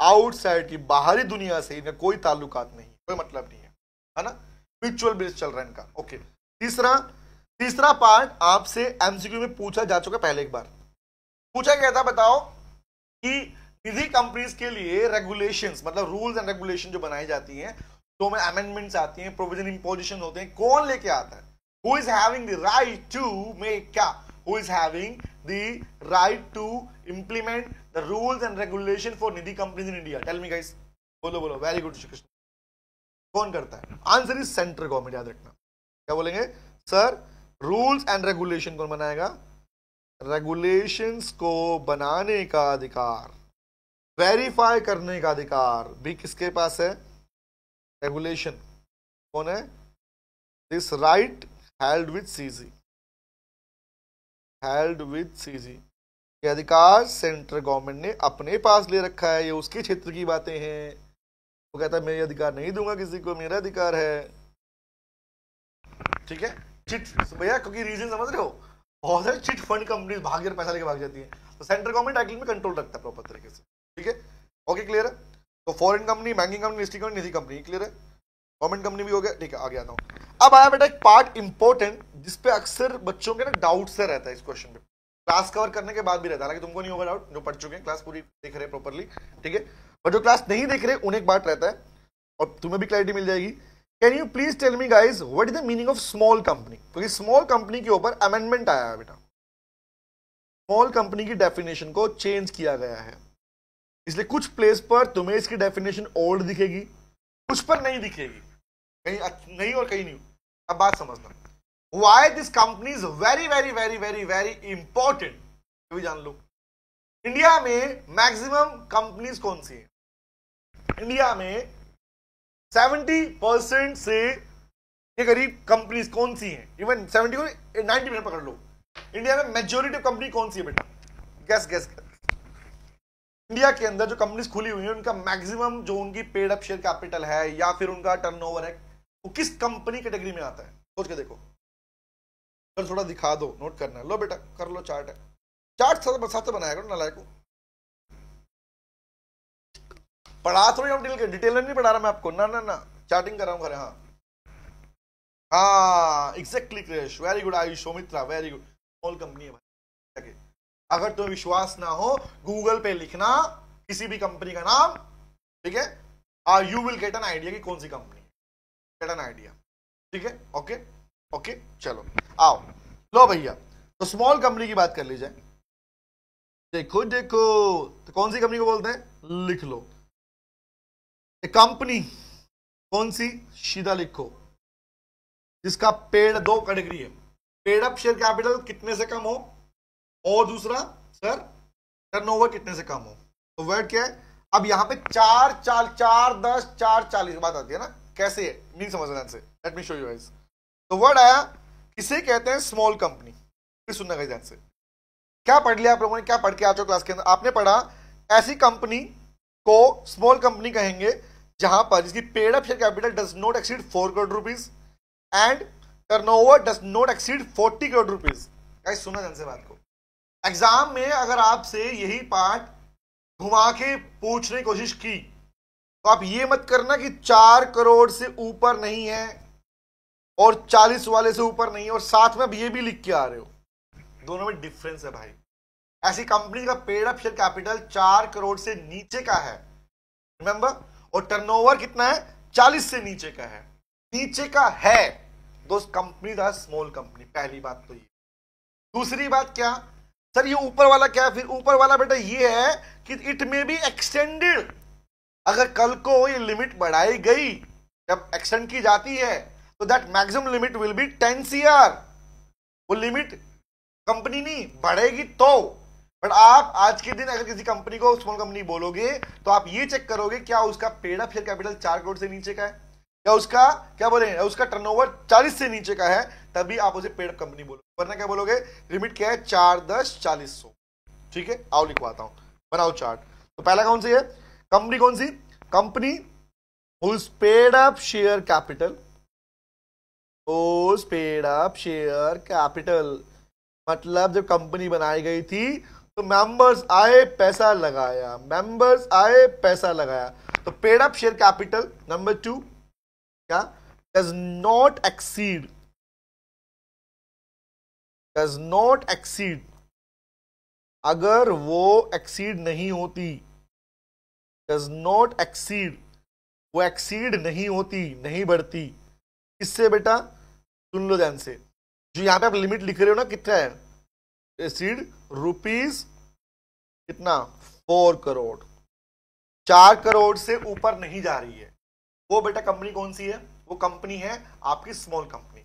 लेकिन जो ये 4 के साथ में 10 लिखा हुआ है ना, ये 10 का मतलब क्या है वो समझ लो ध्यान से, ये 10 का मतलब है higher limit prescribed, word use करना, use the word higher limit prescribe, max 2 में जो लिमिट प्रेस्क्राइब की गई है कि कल को अगर बढ़ाया जाएगा तो ये नहीं कितना बढ़ा दोगे, नहीं, उसकी लिमिट रख दी हायर लिमिट प्रेस्क्राइब्ड, कि अगर मैक्सिमम लिमिट लेनी भी पड़ी तो वो हायर लिमिट कितनी होगी स्मॉल कंपनी में, बोला तब वो हायर लिमिट होगी सर 10 करोड़ रुपया, 10 करोड़ रुपया।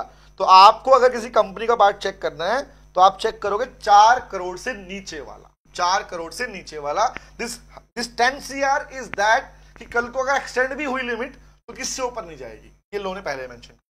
ठीक है बेटा, क्लियर, ओके। हाँ बेटा, small company private company, exactly बेटा, मैक्सिमम जितनी भी कैटेगरी पढ़ रहे हो सब प्राइवेट कंपनी है बेटा, ओके। चले दूसरा पार्ट, एंड सेम कहानी किसमें वो लिखूं, दूसरी सेम कहानी किसमें है, सेम कहानी किसमें है, यही सेम कहानी है आपके टर्नओवर को लेके। तो टर्नओवर में वही बात है बेटा, जिसका टर्नओवर, जिसका टर्नओवर, और टर्नओवर लिखा जा रहा है मतलब एनुअल की बात कर रहे हो, turnover is always average turnover, average annual turnover, इसका एनुअल टर्नओवर, एनुअल टर्नओवर है वो किससे ऊपर ना हो, the same limit will be here also, क्या बोलोगे, टर्नओवर डज नॉट एक्सीड,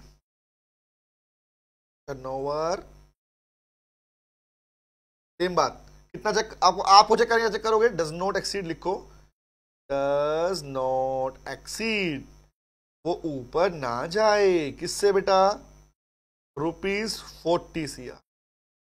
और ये 40 की लिमिट नहीं है, पहले जो थी ना लिमिट अलग थी बेटा, 40 करोड़ की लिमिट लेके चलोगे, याद रखना। ओके, जो ऊपर लिखा है वो क्या है, याद रखना, ये वर्ड किसको एड कर रहा है, इट इज कॉल्ड और हायर लिमिट प्रेस्क्राइब्ड।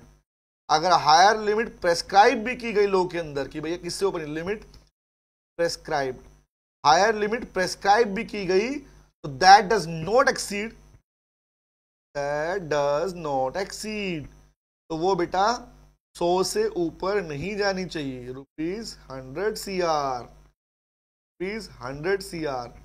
तो अगर मैं क्वेश्चन देके पूछता तुमसे, टेल मी गाइस, सुनना, अगर मैं क्वेश्चन देके तुमसे पूछता, रेंज मैंने इसलिए range word use, regular class में, सही बोल रहे बेटा खुशबू, रेगुलर क्लास में मैंने इसको रेंज यूज किया, रेंज मतलब 4 से 10 करोड़ की रेंज, और रेंज यहाँ पे 40 से 100 करोड़ की रेंज, रेंज वर्ड रेंज इसलिए यूज किया कि हायर लिमिट कितनी प्रेस्क्राइब की गई, वो वाली पार्ट, ठीक है। अब सुनो बात ध्यान से, एक बात सुनना, मेरी बात सुनना, यहां पर एक क्वेश्चन दिया जाए और मैंने बोला कंपनी का, एक कंपनी के अंदर कंपनी का जो पेड अप शेयर कैपिटल है that is 10 CR।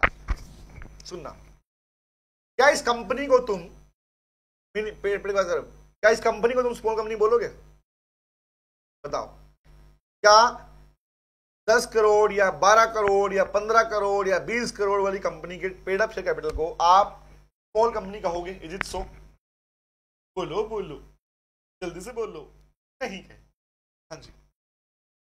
Khushboo range का मतलब यही है बेटा कि 4 से 10, तो 10 हाईएस्ट रेंज है, बोलते हैं मैं यहां से वहां तक गया, तो यहां क्या है लोवेस्ट, यहां क्या है मैक्सिमम, नहीं बोले, याद रहेगी बात।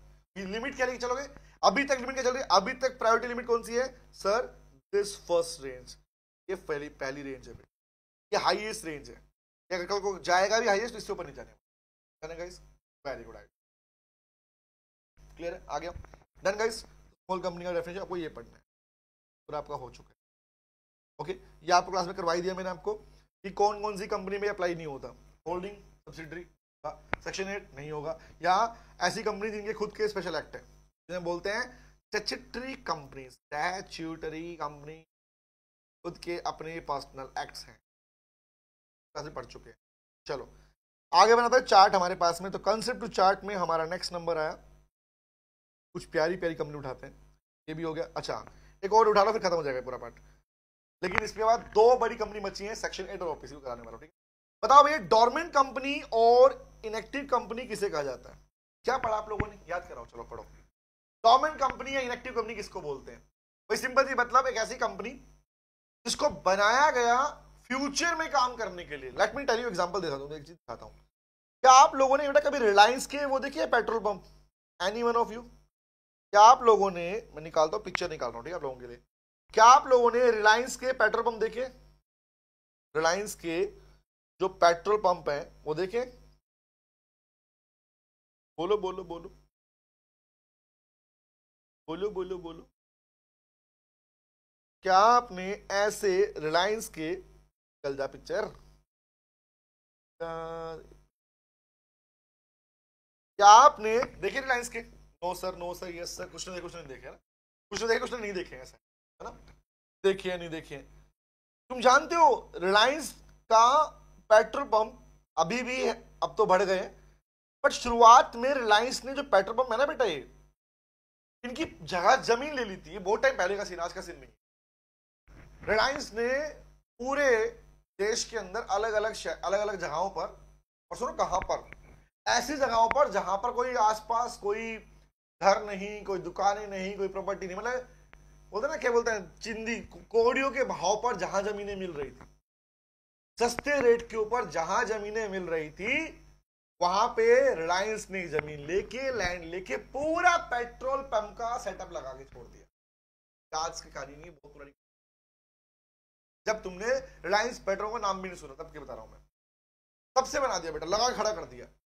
पर्पस क्या था, वहां वो पेट्रोल पंप चल नहीं रहे थे, पेट्रोल पंप बंद है, पूरा बना हुआ दिख रहा है, ना ही वहां कोई लोग है ना कुछ है, बाहर पे बस एंट्री पे लोग लगा रखे, बंद कर रखा था, और कई सालों तक वो बंद ही रहा। क्यों नो क्यों ऐसा हुआ, रिलायंस ने अपने पेट्रोल पंप को स्टार्ट क्यों नहीं किया? सोचा उस टाइम पर? जानते हो क्या था?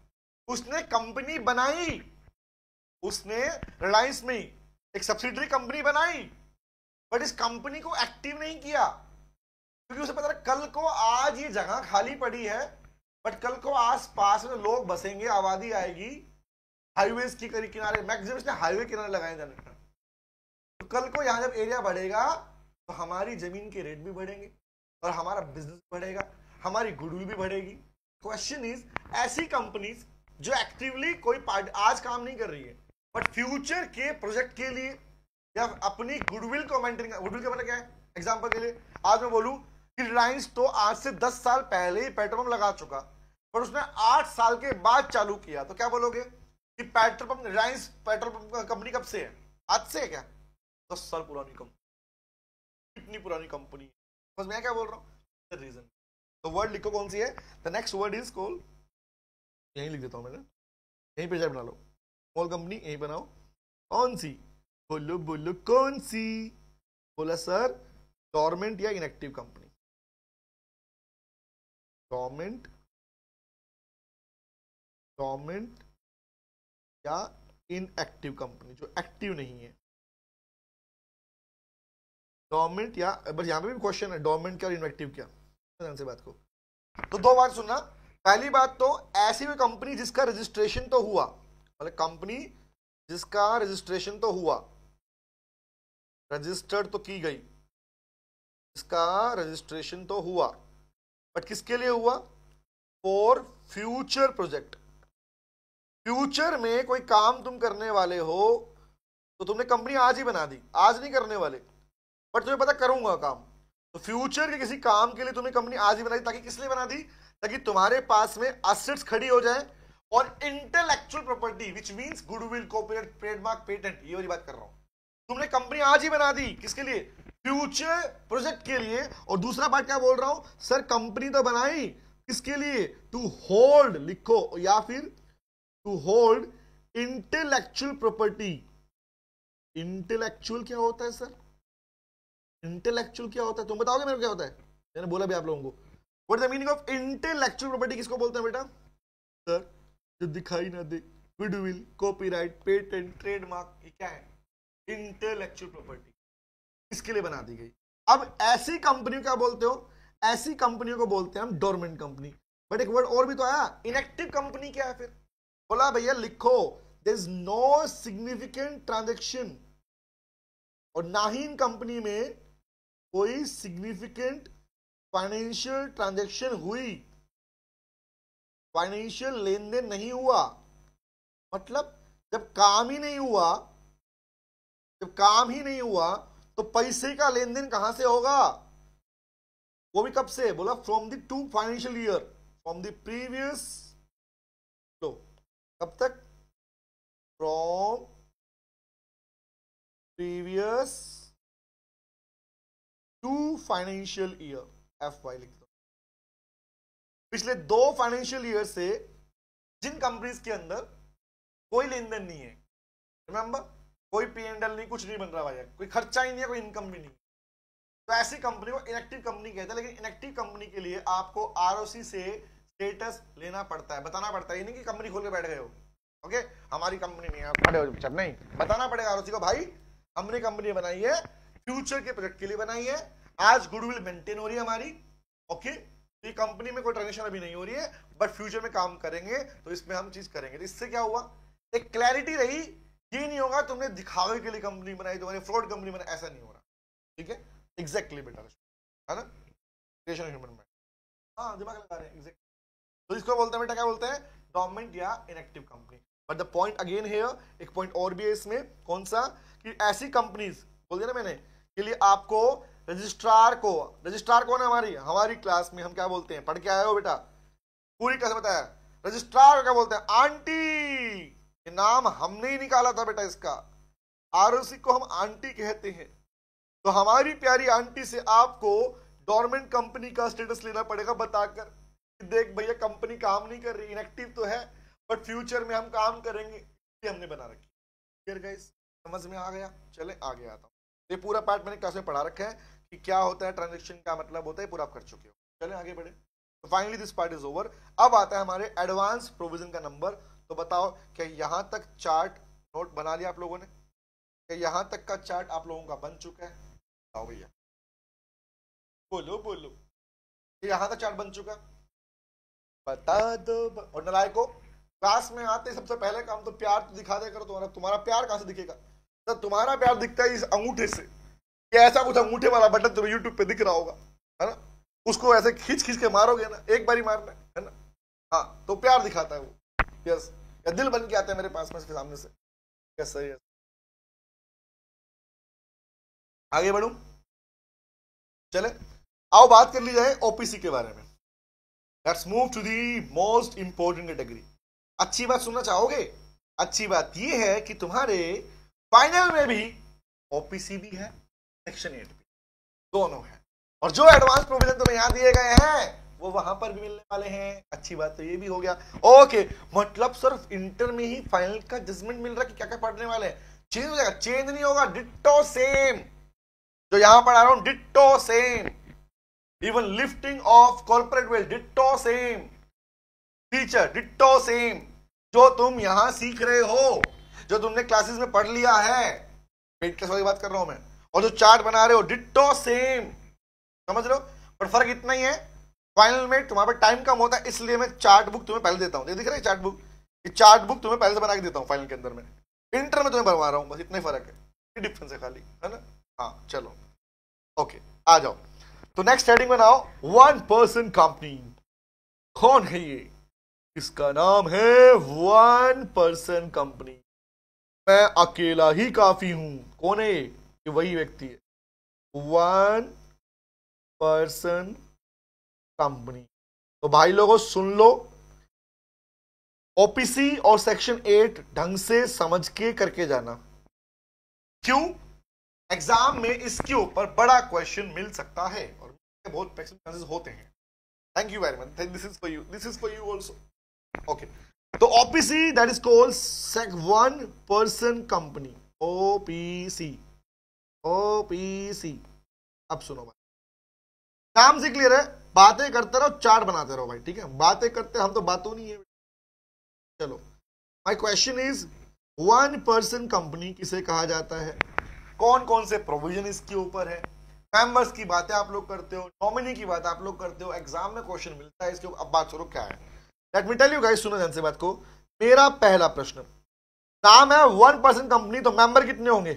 पहला चार्ट बना रहे हो भैया, पैराग्राफ नहीं करा। क्लास में जैसे पढ़ा, क्लास के अंदर नहीं पढ़ाने वाले मैं। ओके, उस तरह मैं करता रहूं। बताओ, ओपीसी वन पर्सन, मेंबर कितने? एक ही होगा। नाम है वन, वन मतलब एक, ठीक है? तो बोले सर कंपनी जिसमें कौन से कितने मेंबर है? Only one member, one member, ठीक है? इस मेंबर का नाम कहां लिखा मिलेगा? क्या पढ़ा था? एक ऐसी कंपनी जहां पे एक मेंबर है जिसका नाम मेमोरेंडम ऑफ एसोसिएशन में मेंशन होगा कि वही कंपनी का सोल मेंबर है। यही पढ़ा था हम लोगों ने, ये पढ़ा था क्लास के अंदर। चार्ट बनाओ, चार्ट में क्या लिखेंगे? शॉर्ट में लिखो चार्ट में कि sir there is only one member, कौन सा? Who subscribe his name to the memorandum. तो शॉर्ट में लिखो, क्या लिखूंगा? सब्सक्राइब। चार्ट ऐसा बनाओ कि पढ़ने का याद रहे। अच्छा, मीनिंग ये बना, subscribe his name to memorandum of association. इसका नाम कंपनी के मेमोरेंडम ऑफ एसोसिएशन में लिखा हुआ है। कैसे लिखा हुआ है? सुनहरे अक्षरों में नहीं, as a sole member, as a sole. Sole बोले तो अकेला, सोल बोले तो अकेला, सोल मेंबर, सोल मेंबर पहला। तो कौन है? सोल मेंबर, अकेला मेंबर होता है।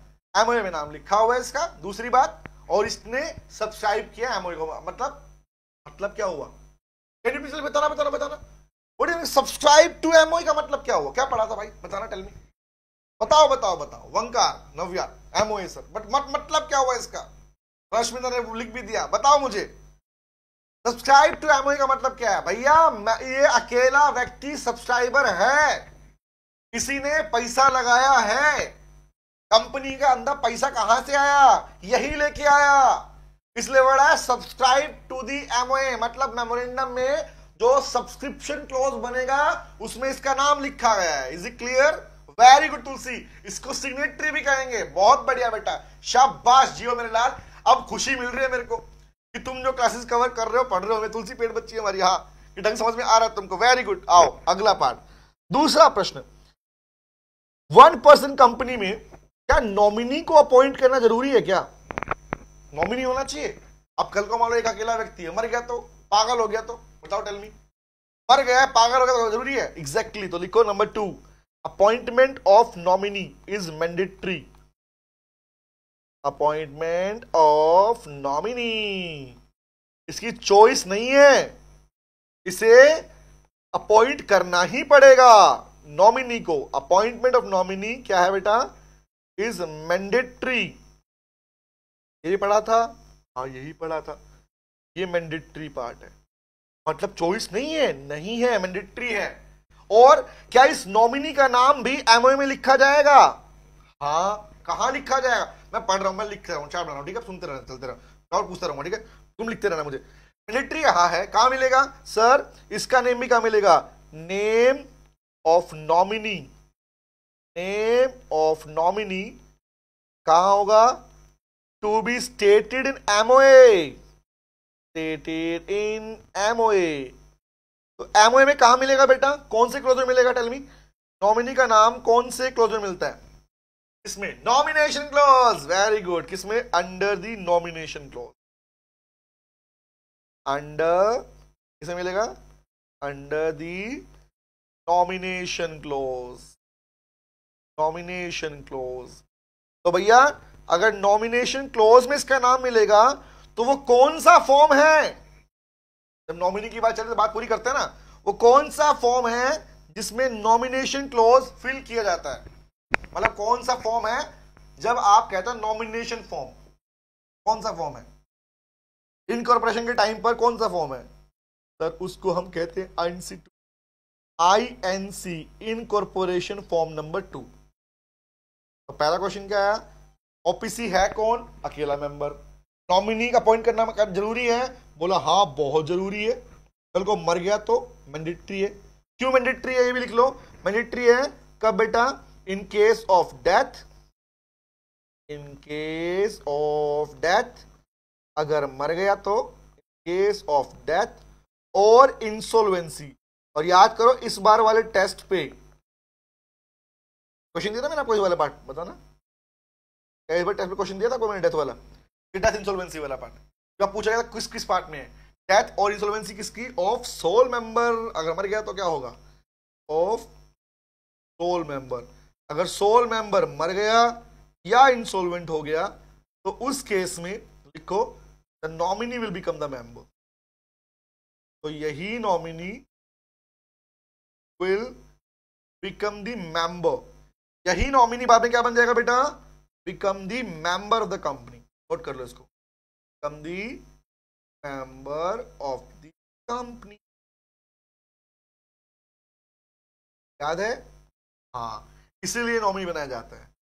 तो नॉमिनी क्या बन जाएगा? Become the member of the company. ये नॉमिनी की बात।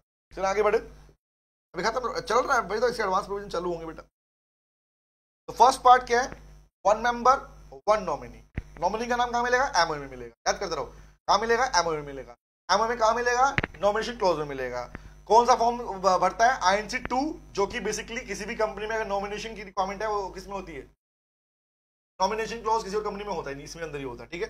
उसके बाद में बेटा INC3 वो नहीं, INC3 is to take the consent, consent के लिए होता है। INC4 is for the withdrawal of consent. अभी लिखवाने वाला हूं, ठीक है? ओके, हाँ नलायक, मिक्स मत कर कहानी को। INC2, INC3, INC4 is for nominee. INC2 is for कि तुम्हें हमने नॉमिनी अपॉइंट किया है। INC3 इज फॉर कि ला कंसेंट लिख के दे भैया तू नॉमिनी बना है, कंसेंट दे, सहमति दे तो बन रहा है, ठीक है? INC4 जाना है, भाग निकल यहां से, नॉमिनी विड्रॉ कर रहा है अपना कंसेंट का मतलब ये होता है, ठीक है रश्मिता? आगे आता हूं। हाँ जी, हाँ चले, okay. Oh sorry, it is incapacity बेटा, सॉरी, डेथ और not insolvency, it is incapacity. हाँ थैंक यू रश्मिता बेटा। इनकैपेसिटी मतलब अनसाउंड वाली बात, ठीक है? ओके, हाँ आगे बढ़ू। तो ये हो गया कौन सा, कौन है, कैसे। अब दूसरा इसी पे पूछता हूं, चार्ट बनाओ, वैसे पूरी कहानी याद है तुमको। टेल मी गाइस, ये जो वन मेंबर है और जो नॉमिनी है, क्या ये भारत देश के निवासी होने चाहिए? मतलब क्या बोल रहे सर आप? मैंने पूछा क्या ये नॉमिनी या ये वन मेंबर इंडिया के रेजिडेंट होने जरूरी है क्या? टेल मी गाइस, क्या ये इंडिया के रेजिडेंट होने जरूरी है क्या? बोलो बोलो बोलो बोलो। और क्या इंडिया के सिटीजन होने रिक्वायर्ड है क्या? हाँ भुवन, भुवन कह रहा, भुवन ना लायक, किसमें कंफ्यूज होकर मार खाएगा? बताओ बताओ, जरूरी है क्या?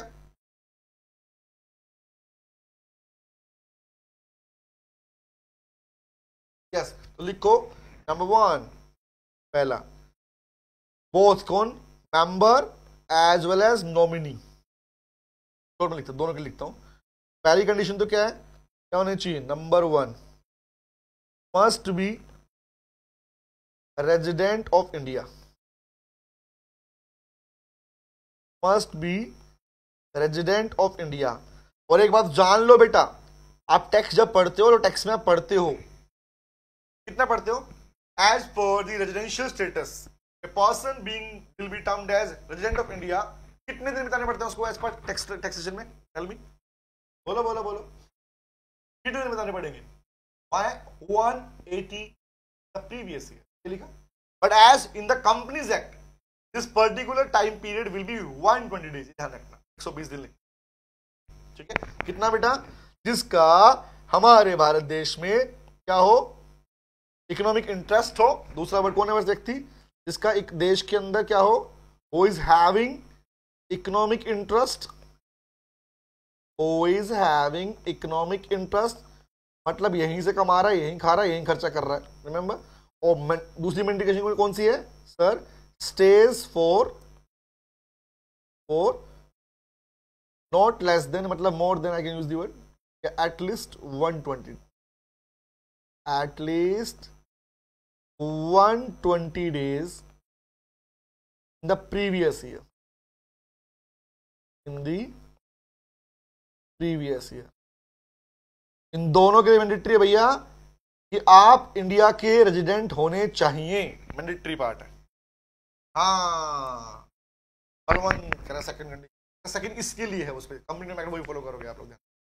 ओके, रजिस्ट्रेशन में 3 नहीं बोलूंगा, टैक्स नहीं कटा रहा मैं। हाँ हाँ, वो टैक्स स्टडीज में अच्छे से पढ़ाते हैं बेटा। ठीक है भैया, आगे बढ़ो। Done done done, yes, but it is 120, it is not 1। और क्लास में पूरा तुमने पढ़ाया भी, मैंने लिखवाया भी रखा है, मैंने लिखवाया भी होगा, पक्का लिखवाया होगा। ये रहा, मिल गया मिल गया मिल गया, बुक में भी है और क्लास में पढ़ाया तुमको। 182 नहीं आएगा, 120 डेज। ठीक है, ओके, चलिए, वेरी गुड वेरी गुड। अगला पार्ट, तो अब आते हैं आगे। चलो चलो चलो चलो। दूसरा, क्या ये जो लोग हैं, ये लोग इंडिया के सिटीजन होने चाहिए? यस और नो, बताओ। नंबर 2 ये लिख दूं क्या? नंबर 2 इंडियन सिटीजन, इंडिया के सिटीजन। सर ये क्या है? हमारे देश में एक्ट है इंडियन सिटीजनशिप एक्ट 1955। यहां पैदा हुए होगे तुम लोग, है ना? तुम यहाँ के सिटीजन भी हो बेटा, ठीक है? कि बाहर से कोई व्यक्ति आके इस देश का रेजिडेंट तो बन सकता है, remember. But the point is citizenship act अलग है बेटा। तो वो कह रहा है आप इंडिया के रेजिडेंट होने चाहिए, नंबर 1। आप इंडिया के सिटीजन होने चाहिए, नंबर 2। अगला क्वेश्चन, क्या कोई माइनर मेंबर या नॉमिनी बन सकता है क्या? अगला क्वेश्चन, ओपी चल रहा है, यही चल रहा है। क्या कोई व्यक्ति इंडिया के अंदर, हाँ बलवंत, यस, क्या कोई व्यक्ति इंडिया के अंदर मेंबर माइनर नॉमिनी बन सकता है क्या? टेल मी गाइस, तो बोलो बोलो बोलो बोलो बोलो, जल्दी से बोलो। ये पूरा ओपीसी चल रहा है बेटा, ध्यान रखना। तो let me talk about next part, minor in OPC. Minor in OPC बन सकता है? Answer is no. क्या है? Minor is not allowed, minor is not allowed to be a member और नॉमिनी। माइनर को अलाउ किया ही नहीं है, नॉमिनी इन ओपीसी। तो माइनर कोई अलाउड नहीं है मेरे भाई कि वो भारत देश में आके मेंबर या ओपीसी का मेंबर या नॉमिनी बन सके, है ही नहीं, नॉप्स नहीं, है ना। आगे आता हूं, अगला प्रश्न चलते हैं। ये क्लियर है पहला पार्ट, नंबर 1 देखो जैसे ओपीसी क्या है, डन। आगे बढ़ो, दूसरा पार्ट, सोल मेंबर की बात की गई, कौन होगा, कहाँ नाम मिलेगा। नंबर 2, क्या क्वालिफिकेशन है, नेचुरल पर्सन चाहिए, सिटीजन चाहिए और इंडियन पार्ट चाहिए। रिमेंबर ऑब्वियस भैया, आर्टिफिशियल पर्सन तो नहीं बन सकता। आगे आता हूँ, कोई कंपनी किसी दूसरी कंपनी में ओपीसी, भैया नेचुरल पर्सन की बात कर रहे हो, रिमेंबर। ओके, आगे आता हूँ। अब आई बात किसकी कि भैया रेस्ट्रिक्शन क्या क्या है, रेस्ट्रिक्शन क्या क्या है, पढ़ लिया। अब सुनते रहो गाइस, जैसे इसका ये पार्ट खत्म होना, ये चालू रेस्ट्रिक्शन चालू हो गया, it is termed as advance part, conversion चालू हो गया। अब सुनो ध्यान से, तो स्पेसिफिकली तुम्हें याद करना है पार्ट को, ध्यान रखना, ठीक है। तो पॉइंट ये आया कि बता, अरे कहां जा रहा है भैया, वापस आजा आजा आजा आजा आजा। हाँ, तो पॉइंट आया रेस्ट्रिक्शन ऑन सोल मेंबर और नॉमिनी, नेक्स्ट फेज। सुनो ध्यान से बात को बेटा, बट उससे पहले मुझे बात बताओ कि ये जो तुमने पढ़ा कि 1 मेंबर नॉमिनी की बात कर रहे हो, माइनर नहीं बनेगा। मेरा अगला क्वेश्चन और बनता है कि अगर किसी नॉमिनी को अपॉइंट करना है तो नॉमिनेशन के लिए आपने INC 2 सबमिट किया at the time of incorporation of किसका, ओपीसी, पहला केस। बट आपने यार मुझे बताओ वो कौन से फॉर्म है जब अगर किसी नॉमिनी को उसका अपॉइंट किया जाता है नॉमिनी के रूप में ओपीसी के अंदर, तो उसे वो अपना कंसेंट फॉर्म देना पड़ता है। वो कौन सा फॉर्म है जिसे हम consent of nominee, consent form कहते हैं। कंसेंट फॉर्म कौन सा है, रैंडम पूछ रहा हूं पार्ट में आपसे अलग से। नॉमिनी का कंसेंट कौन से फॉर्म में लिया जाता है, वेरी गुड, INC 3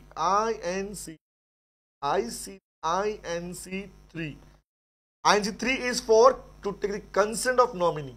क्या लिखता है उसमें, वो ये बोलता है भैया कि मैं खुद से, मैं अपनी मर्जी से इस कंपनी का, ओपीसी का नॉमिनी बनना चाहता हूं। रिमेंबर, दूसरा केस, ये चाहे तो अपने नाम को विड्रॉ भी कर सकता है, कंसेंट को, उसे बोलते हैं INC 4। याद रहेगा क्यों बोल रहा हूं यहां पर, ताकि याद रहे INC 2 INC 3 INC 4 वाले पार्ट, है ना। अब आता हूं बात इसके ऊपर कि ओपीसी में रेस्ट्रिक्शन की बात कर लेते हैं। ये 1 मेंबर जो पार्ट है, ये नॉमिनी है, इन पे क्या रेस्ट्रिक्शन लगी होती है, पूछ के लिखूंगा, ऐसे नहीं लिखूंगा। ये मुझे चेक करना कि तुमने क्लासेस कवर कर ली है, पढ़ा है, चाहे तुम सेल्फ वाले हो या पेड वाले हो, तुमने पढ़ा नहीं पढ़ा बेटा, ठीक है। ओके, अब बताओ जिन्होंने क्लास कवर करके उनको डाउट तो गारंटी इसमें नहीं होने वाला, ठीक है। बट टेल मी गाइज, क्या रेस्ट्रिक्शन है मेंबर पे और नॉमिनी पर, रेस्ट्रिक्शन ऑन मेंबर और नॉमिनी। तो ये वाला पार्ट बनता है इंपॉर्टेंट, लिख लो, it is very very very very very important guys, ठीक है।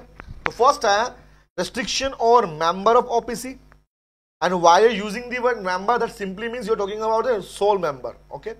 Other one is called nominee,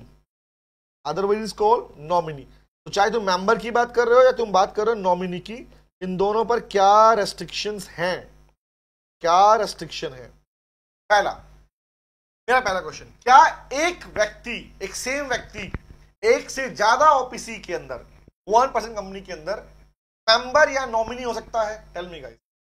मतलब अगर मैं कोई व्यक्ति हूं तो मैं एक का मेंबर और एक का नॉमिनी हो सकता हूं? पहला क्वेश्चन तो मेरा ये है, tell me guys. My first question is, क्या अगर एक नेचुरल पर्सन है तो एक पर्सन एक से ज्यादा ओपीसी के अंदर हो सकता है? ज्यादा भी नहीं हो सकता, हाँ एक का हो सकता है, एक का मेंबर एक का नॉमिनी अलाउड है भैया। तो in short what is allowed, allowed क्या है? अलाउड है मेंबर ऑफ 1 ओपीसी। क्लास में नहीं करा रहा कैसे, हाँ ये शॉर्ट करा रहा हूं, ठीक है। हाँ, मेंबर ऑफ 1 ओपीसी, एक ओपीसी का मेंबर, एंड लिख रहा हूं और नहीं लिख रहा मैं, and nominee of 1 OPC, nominee of another OPC. क्या ये अलाउड है बेटा? हाँ है ना, बोलो अलाउड है? हाँ अलाउड है, ठीक है। But question number 2, what is not allowed? क्या अलाउड नहीं है? क्या अलाउड नहीं है? तो बताओ क्या अलाउड नहीं है भाई? अलाउड ये नहीं है सर कि वो एक से ज्यादा ओपीसी का मेंबर या एक से ज्यादा ओपीसी का नॉमिनी हो सके। क्वेश्चन इज नॉट अलाउड क्या है? तो कैन नॉट बी पर्सन, कोई person can not B member of more than one OPC। तुम एक से ज्यादा ओपीसी के मेंबर नहीं हो सकते भाई, नॉट अलाउड। दूसरा, क्या एक से ज्यादा ओपीसी के नॉमिनी हो सकते हो? क्या टेल मी गाइस, बताना मुझे। मेंबर तो नहीं सकते, बोल दिया, बट क्या एक से ज्यादा ओपीसी के नॉमिनी बन सकते हो? No, again no, not allowed लिख दिया तो लिखो can not be and can also, word लिखता हूं मैं and can not be nominee of more than one OPC. तो इसका मतलब ये हुआ कि अगर तुम जो हो सकते हो वो ये है कि तुम एक ही ओपीसी के मेंबर और किसी और ओपीसी के नॉमिनी, एक से ज्यादा ओपीसी में तुम्हें एंट्री है ही नहीं, ऐसा नहीं है। ठीक है भैया, तो ये अलाउड नहीं है भैया, मना कर दिया साक्षात रूप से, बोला नहीं नहीं मतलब नहीं, जाने गाइस, याद रहेगा। अब अगला क्वेश्चन जो तुम अक्सर यावा डालते रहते हो, है ना, ध्यान से बात को। टेल मी गाइस, तो अगर एक बात बताओ, अगर ये कहानी सही है कि नॉमिनी को इसलिए अपॉइंट किया जा रहा है, सुनना मेरी बात, सुनना ध्यान से पहले क्वेश्चन, अगर नॉमिनी को इसलिए अपॉइंट किया जा रहा है कि कल को अगर वो मर गया, इनकेपेबल हो गया, है ना, हाथ पैर टूट गए, तो उस केस के अंदर कुछ नहीं कर पा रहा, तब बताओ। तो ऐसे कंडीशन के अंदर नॉमिनी उस कंपनी का मेंबर बन जाता है। एग्जाम्पल मुझे बताओ, सुनना करनी ध्यान से। लेट्स सपोज मैं हूं, ठीक है, मैं हूं, तो मैंने तुम में से किसी को नॉमिनी बनाया मेरी ओपीसी का, हमने ओपीसी खोल रही, तुम नॉमिनी हो मेरी ओपीसी, ठीक है। माय क्वेश्चन इज, अगर कल को मेरी डेथ हो गई या मैं इनकेपेबल हो गया, तो as per the law you will be the next member of this OPC. As per the law तो ये बनता है कि नॉमिनी का मतलब ही क्या है ना। रश्मि सुने एक बार, बता रहा हूँ, नो नॉट अलाउड बेटा, रश्मि ऐसा नहीं होता, सुनो बात ध्यान से। तो क्या अगर मैं हूं, मेरी नॉमिनी तुम हो, अगर मैं मेन मेंबर नहीं रहेगा तो तुम क्या हो जाओगे? तो you will become the next member of the company as per the law. यही तो अलाउड है, हाँ ठीक है। बट मेरा क्वेश्चन ये है कि तुम एक कंपनी के मेंबर हो और तुम एक ओपीसी के मेंबर हो, तुम्हारी भी खुद की ओपीसी है और तुमको मैंने नॉमिनी बना रखा मेरी ओपीसी के अंदर। नाउ प्लीज टेल मी, तुम उसके मेंबर हो, मालिक हो उसके, और तुम इस मेरी ओपीसी में नॉमिनी हो, मतलब तुम दो ओपीसी के अंदर हो, ठीक है, ओके। तो क्वेश्चन इज, मेरी डेथ के बाद तुम्हारे पास ऑप्शन आएगा कि क्या तुम मेरी ओपीसी का मेंबर बनना चाहोगे? ऐसे दो क्यों जाओगे, मेरे भी हाँ कर रहे हो, वहां का भी हाँ कर रहे हो, अलाउड है क्या, बताना मुझे। इज इट अलाउड गाइस कि क्या कोई व्यक्ति जो ऑलरेडी किसी का नॉमिनी है और ऑलरेडी किसी का मेंबर है, तो जिसके अंदर नॉमिनी था उसका मेंबर अगर मर जाता है तो एज पर द लॉ वो उसका मेंबर बन सकता है। तो क्वेश्चन इज, क्या तुम दो ओपीसी के अंदर रह पाओगे उस केस के अंदर? बताओ। वेरी गुड वंकार, कंसेंट ऑफ डिक्लेरेशन, हाँ बेटा Rashmita, yes Ramesh, yes, but do know Rashmita, declaration word is on affidavit beta. While using the word declaration in law, that simply means court affidavit. Vankar, some person cannot be very good, some member of the opposition. No, but Rashmita, no. It's a private kind of private company. Rashmita, भूल गए क्या रश्मिता? मैंने याद करा, बोला था, ये उसी मम्मी के बच्चे का नाम था प्राइवेट कंपनी। तो इफ यू टॉकिंग अबाउट कि सर शेयर बेच पाएगा इसके मेंबर, तो क्वेश्चन थिंक अबाउट बेटा, मेंबर खुद मालिक है, वो किसी को शेयर बेचेगा, कंपनी गई ना बेटा। बट तो इज इट अलाउड? हाँ, tell me, the nominee become person, very good, exactly, self let, एक को चूज करना पड़ेगा। No no no no Krishna, ये हाँ जी लिखो, तो वर्ड इज कॉल्ड, लिखो, इफ वन पर्सन, एक व्यक्ति, सुनना, अगर एक व्यक्ति, तुम्हारी बात लिखता हूं ठीक है मैं, अगर एक व्यक्ति, एक पर्सन क्या है, लिखो, member of one OPC, member of one OPC and nominee of another OPC, nominee of another OPC, एक का मेंबर है और दूसरे का क्या है, नॉमिनी है बेटा। दूसरे का क्या है, नॉमिनी है। और अब क्या हुआ, जिसके तुम मेंबर, तुम तो जिंदा ही हो बेटा, ठीक है। अब बात आई कि द मेंबर ऑफ दिस नोपीसी, किसकी बात कर रहा हूं मैं, बात कर रहा हूं अनदर वाले की, जिसके तुम नॉमिनी थे उसमें लिख रहा हूं। इफ लिखो, if member of another OPC, another OPC died, अगर मर गया, अब बताओ अगर मर गया तो ऐसे केस में क्या होगा। Very good, you should choose one, should such person should choose one OPC as a member. Such person should choose, क्या करना पड़ेगा, only one OPC as member। तो आपको एक ही OPC को चूज करना पड़ेगा मेंबर के लिए, चाहे तो अपने वाली में रह लो भाई, ये दूसरे वाली के बन जाओ। दैट्स योर नोट, क्लियर है बेटा? Okay okay. और यहाँ पे मैंने प्रॉपर लिखा भी इस बारे में, है ना। हाँ सुष्मिता, मैंने इसलिए तो बोला रेस्ट्रिक्टेड तो नहीं as per the private company है, बट पॉइंट इज मेंबर कितने हैं। The biggest restriction is that you, क्या पढ़ा था कि the private company member can share the transfer the share to other member first after the outsider। ज्यादा member ये क्या बेटा,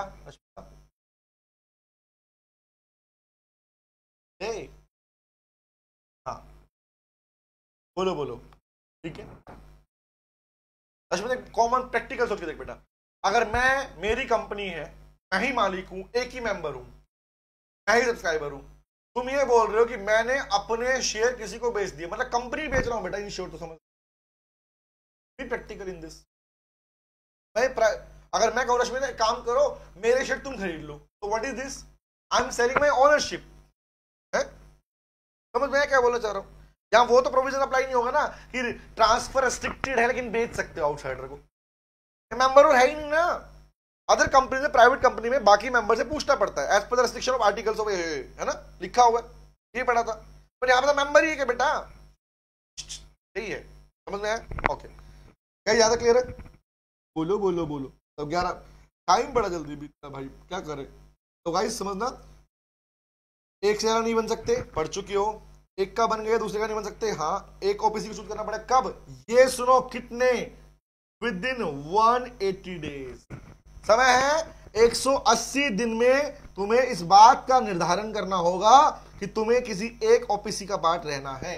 यू विल हैव कितना बेटा, 180 डेज। तो दैट मीन्स उन्होंने यहां पे समय दिया कि मर गया तो मर गया, but you are having a time period, कितना बेटा, कितना कितना कितना, बोलो बोलो बोलो, कितना बोला, विद इन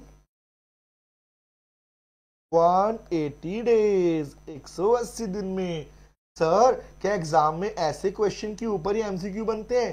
यस बेटा, हाँ हाँ हाँ, क्लियर हो गया। अश्मिता, गॉट योर आंसर बेटा, not, tell me, you got your answer not?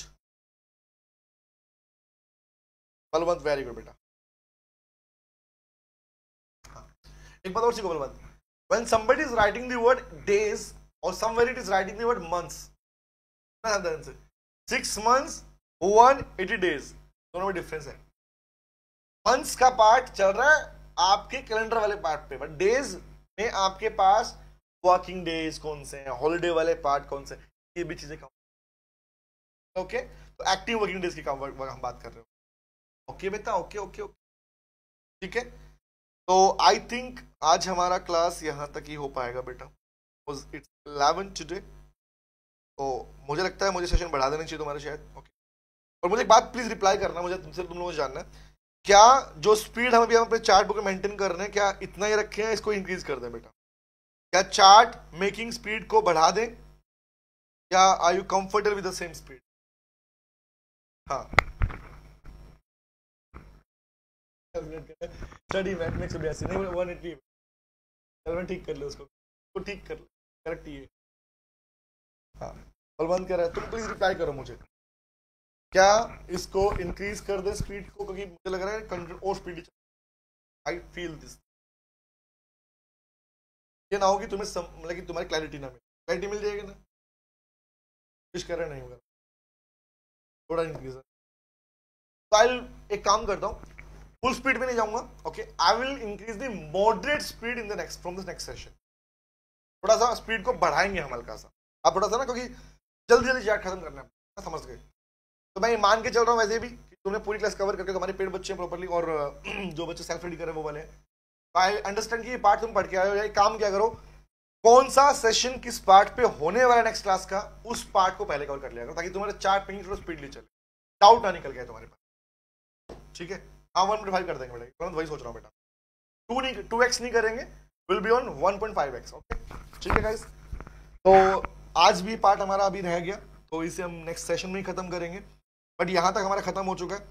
अब हमारी बात आएगी किसके ऊपर, कन्वर्जन के रिगार्डिंग, ओपीसी के रिगार्डिंग जो रेस्ट्रिक्शंस हैं और जो नॉमिनी को हटाने में लगाने की बातें हैं वो वाली, कंपल्सरी कन्वर्जन वाला प्रोविजन का चार्ट बनाएंगे अपने पास में, वॉलंटरी कन्वर्जन का चार्ट बनाएंगे, प्राइवेट टू पब्लिक कंपनी जो ओपीसी के अंदर कन्वर्ट करेंगे चार्ट बनाएंगे, और हम सेक्शन 8 कंपनी चार्ट बनाएंगे। और ये जब खत्म हो जाएगा तो will move to the next topic, incorporation company वाला। तो for the next session we will take the other part. और गाइस समझना, ये पार्ट बहुत सेम टू सेम फाइनल में आने आता है, एक बार चेक कर लेना बेटा, है ना।